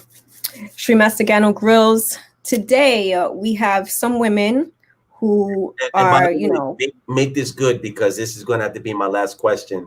I have to. Oh, okay. Bounce. So all right. Well, wanted to ask one for you. We'll take it either way. Thank you. Okay. Today, some women may refer themselves as witches, brujas, because they are spiritually inclined and are familiar with, certain spells. So what are spells? And during ancient times, were spells being done, and were they called something different? Yes, spells have, spells, and let me answer that part of the question first. Spells has an operating system that defy the laws of logic. Let's start with that. When you deal with a spell, it is a way to create something that you can't get in any other manner, and it is magic. So have they always been done? The presence of magic has always been here. And the presence of magic, if you look at 140 million years ago, in the universe, there were beings that were totally evolved. When you go back to the earliest times of this planet, before prehistoric times, there were Homo sapien beings that touched down here, that had technology that is more advanced than what we have now, if you can fathom that. Some people may think that that is magic, when it's really simply technology, and that they're older than how far we have evolved at the present time. So when you look at witches, during the Middle Ages and the Crusades and the Inquisitions, the Roman Catholic Church did not want the competition of someone like myself that can prove that they can do magic right in front of you. People like me were destroyed. And Mfundishi talked about the Akashic records. I looked at my Akashic records and I saw that my body was destroyed many times because I was one of those people that I wasn't doing it, you know, it was a way of life. And when the Catholic Church, and let's just say religion, wanted to get a stronghold on, you know, the Pope is not able to show you a miracle. Most preachers and most pastors are not able to wield fire, but a high priest can. Shamans can do things that don't make sense to the logical mind. So they knew that they would not be able to institute, as Mfundishi talks about a lot, in terms of putting you in a box so that they can control you. So they had to have an inquisition to destroy anyone who had an exterior ability to control the elements, to control lightning, to talk to the gods, to see the gods, to deliver messages. All of those people were destroyed, so much to the extent that they number in the hundreds of millions of souls. And what happened as a result of that, it became more arcane, occult, and quiet and hush hush. Nobody wanted to be drowned. Nobody wanted to be waterboarded. Nobody wanted to be quartered by horses. Nobody wanted to be burned at the stake or tortured. They came up with very congenial, horrible ways of stamping that out. And they eventually did that. So now a lot of those witches and warlocks and wizards and shamans are coming back because this is the time that it was used. This is the time that it was prophesied to be used in, to cultivate an equilateral exchange where the people that have the power in this world, which is the first will be last and the last will be first, the meek people who have worked on their kundalini and the spirituality and meditated and learned to commune with the forces and the elements, those are the people who are doing battle with the minions that are the powers that be in this world that have the world on lockdown at the moment. So to answer the question, magic has always been here. Many different kinds of magic exist. I teach something called hyper-natural magic, and it has an operating system that comes directly from the gods, and it ignores the limitations of what people think their laws are. Thank you. Give thanks. All right. I know that you'll be leaving us shortly. Thank you so much for your time and energy. We do appreciate you and your explanation, and it's been very validating and a pleasure. Thank you. And thank you for having me. And Mfundishi, I'm going to come see you soon. Okay? Okay, do all, my brother. It's good to see you. All right? Peace and blessings, everybody. Let me just say something with that. In ancient Kemet, these people they call witches, they were just the priests and the priestesses. It means that they had information about nature and they can manipulate energy. That's all. In order to manipulate fire, I have to become one with fire. If I become one with fire, then fire does not harm me. You see what I'm saying? So once you become the element, then now I can manipulate the element and change it. If I want to evoke a certain spirit, I become that spirit. Once I am that spirit, now I understand how that spirit operates and I can alter it. That is what he called magic. So these were just the priests and the priestesses. And like he said, when religion was created, religion wanted to put you in a box. And so there was competition. And so they had to get rid of all these people. So, you know, and that's, you know, so he already talked about that. So they had to get rid of these people. But today we're moving into the age of Aquarius. And these people are emerging. We're emerging. Aquarius. You know, so we're going through a cycle. At one time we were the norm, then we became the enemy, and now we're coming back to the norm. Coming back around. You know, I got somebody come to my table, want me to create magic on them. You know, sometimes it's just a touch. Sometimes it's just some common sense that they forgot. Okay. You gotta remind them. And then they think I created magic, but all I did was use the energy in which they gave me. How do I make it work for you? So manipulation of energy, what we call magic. Good, thanks, Baba. Thank you for that. So it's just you and I, and we're coming close to a close. Okay. So I have a couple more for you. This next one is, how can people use our spiritual practices to work together more collectively? Okay, excellent. Number one is to get rid of the veil of ignorance. Number two is to tap into your energy base by understanding the elements of the planet. Going back to the mineral domain, plant domain, animal domains, spiritual domain. And then our culture is, how do we survive in it? How do we become one with that? See, then that gets rid of I'm Nigerian versus I'm Swahili versus I'm Yoruba. We are people of the earth, and we are vibrating on one vibration. One advantage that some Africans in the diaspora have is because some of them don't know the specific group in Africa. So tribalism can't be used against them. We're just Africans. I'm an African, you know, where certain Africans didn't look at themselves as an African. No, I'm Swahili, or I'm Yoruba, or I'm Akan. You know, so now I got a problem with you because you don't belong to my particular nation. And so the Eurasians were able to use that energy against us. Now, Africans in diaspora coming back home to Africa, we begin to educate them on how we have to become one. We have to remember that the 55 countries in Africa were all divided and brought about by Europeans. In 1884, 1885 at the Berlin Conference, those borders still exist. And now we're fighting over the borders that Europeans used to divide us. Right.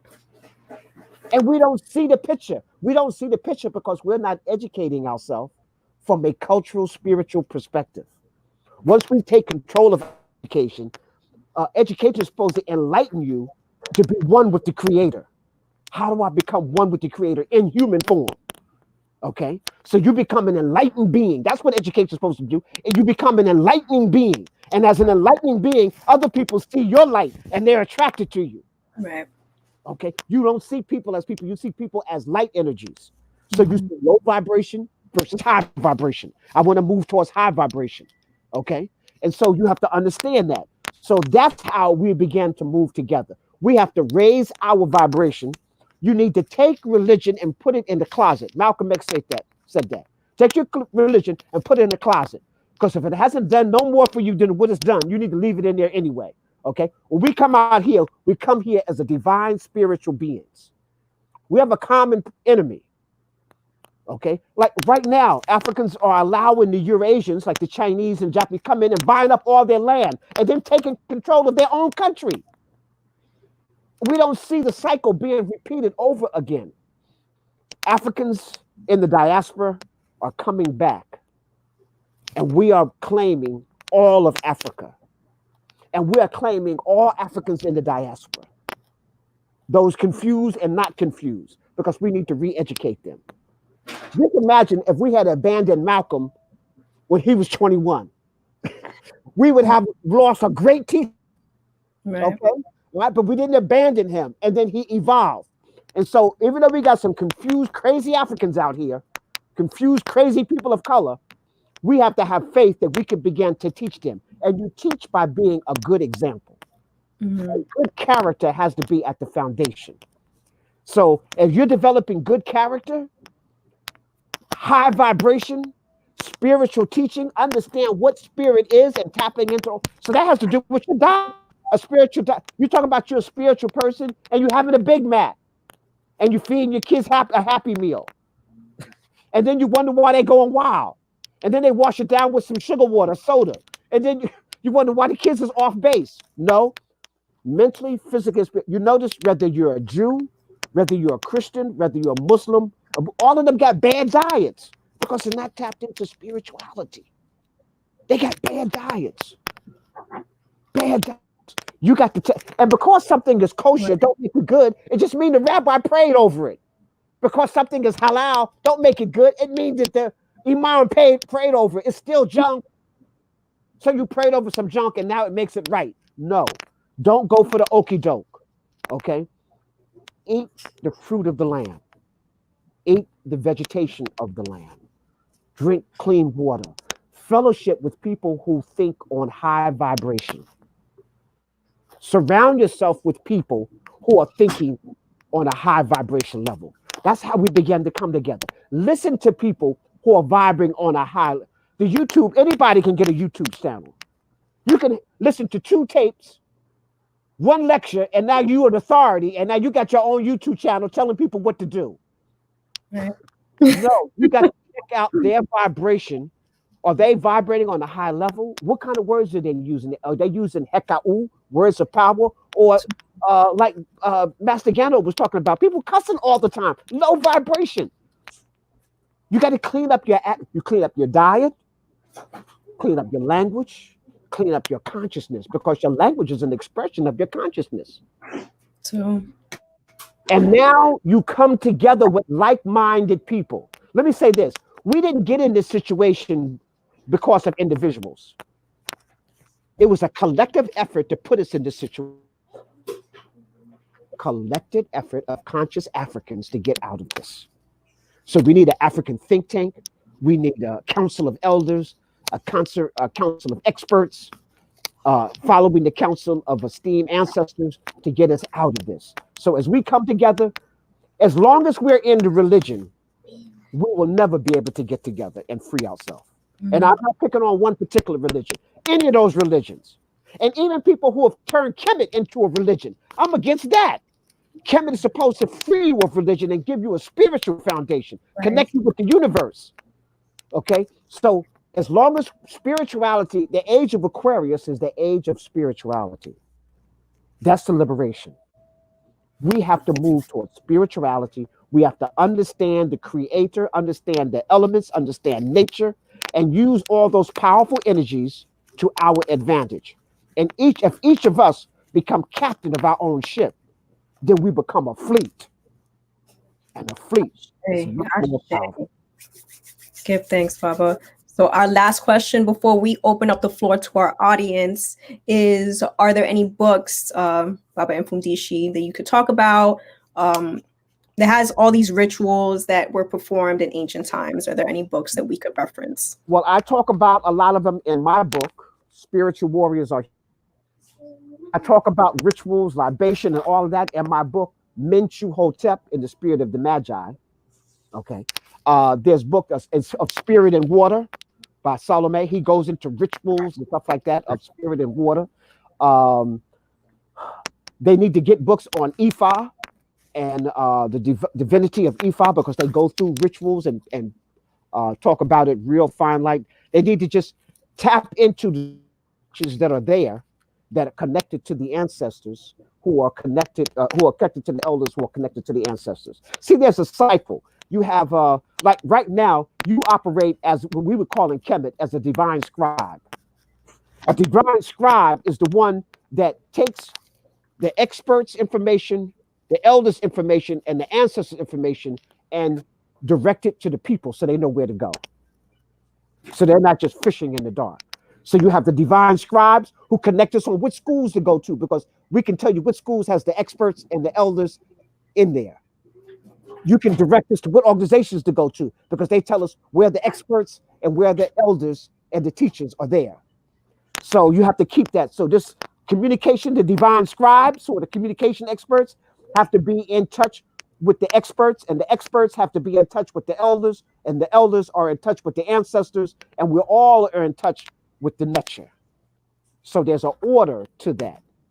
So they need to just look books. You can just look this up. You need to, whenever I get a book, the first thing I do, if I think that book is profound, I go to the back and I look at their bibliography. I want to know, what books did they read in order to come up with this information? So every book that you read that's on philosophy, history, and culture is going to have a bibliography in the back that's going to lead you to other books that's going to do that. And then study our ancestral work. That's why I tell people to learn the Medu Necha, so that you can read the writing on the wall before the Eurasians even learn how to write. So when I'm reading the pyramid text, Mirku text, That's not influenced by any Eurasians. When I'm reading, that's the Miku text. When I'm reading the Karas, the Karasebiat, which they call the coffin text, that's before European and Asians were writing. So there's no influence there. Then I go to the Per Imharu, and everybody's borrowing from that. And so you need to read these texts, because they lay down science, math, astronomy, astrology, all of the ologies of the science, the several arts, how to tap into the ancestral spirit, how to evoke magic and spirit and Hesi. Okay.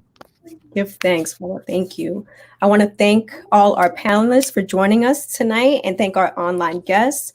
Mfundishi Jhutyms, if you could please just briefly give us some answers to the questions that our online guests have.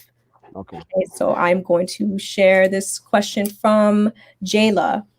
Should I keep my moon water on my altar with a clear crystal quartz in it? Yes, but again, you want to leave it there for a certain amount of time. You can't leave it there forever. So you want to keep it on your altar until the next moon phase comes in. So if we just did the full moon, who comes in, then she remove that and put the energy and crystals that will come in for the new moon.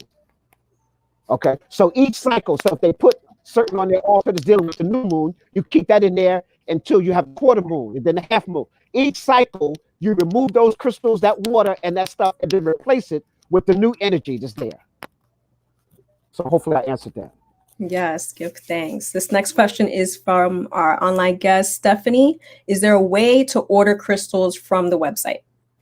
Yes, there's a couple of websites. They can go right on www.mfundishi.com, or they can do it from, let me look, there's a card here. They can go on In Outer Balance, inouterbalance.com, and they can order all the crystals I talked about, and they'll be delivered. And my daughter's real fast. She'll get it right out to you.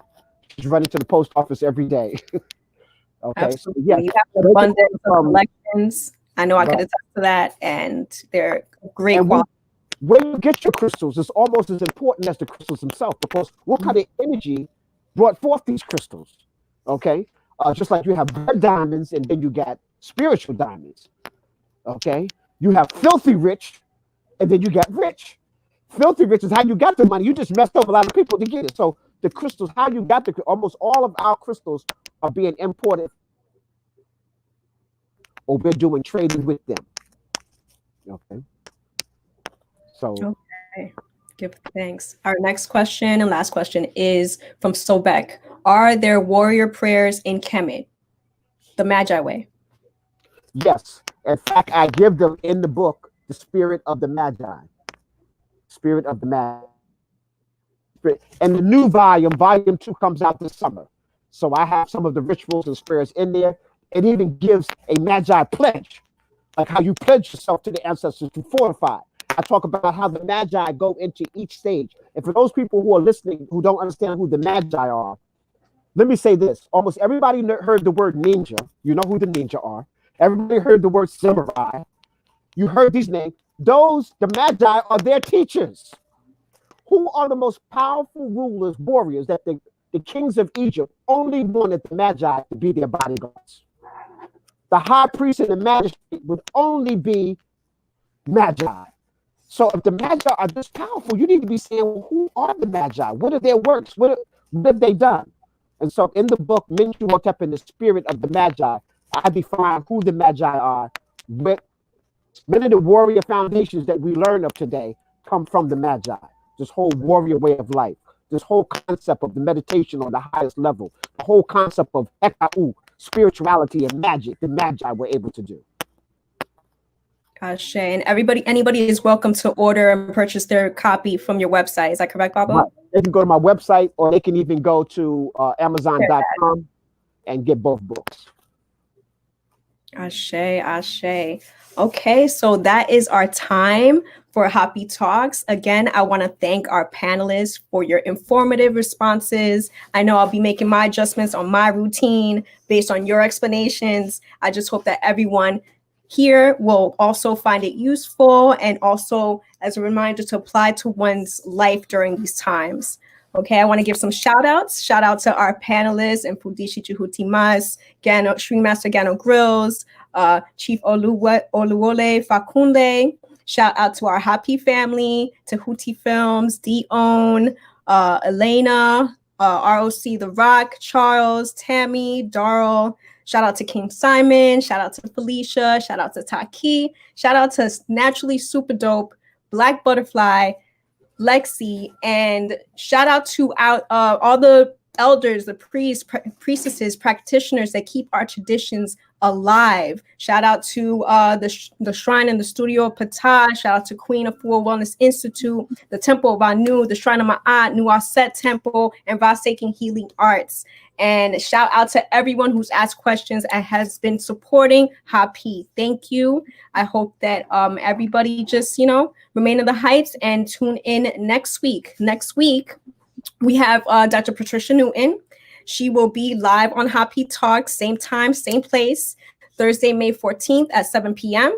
I want to remind the audience to follow us on YouTube, on Instagram, and visit us on our website, www.hapifilms.com, to sign up for updates. Okay, again, thank you all for having me as your host this evening. I wish everyone continued optimum health and prosperity on the highest level. So, Hashem Yamateb, I go in peace and satisfaction. And we're Justin Neb. We'll share all of our contact information on our Facebook. All right, peace and love.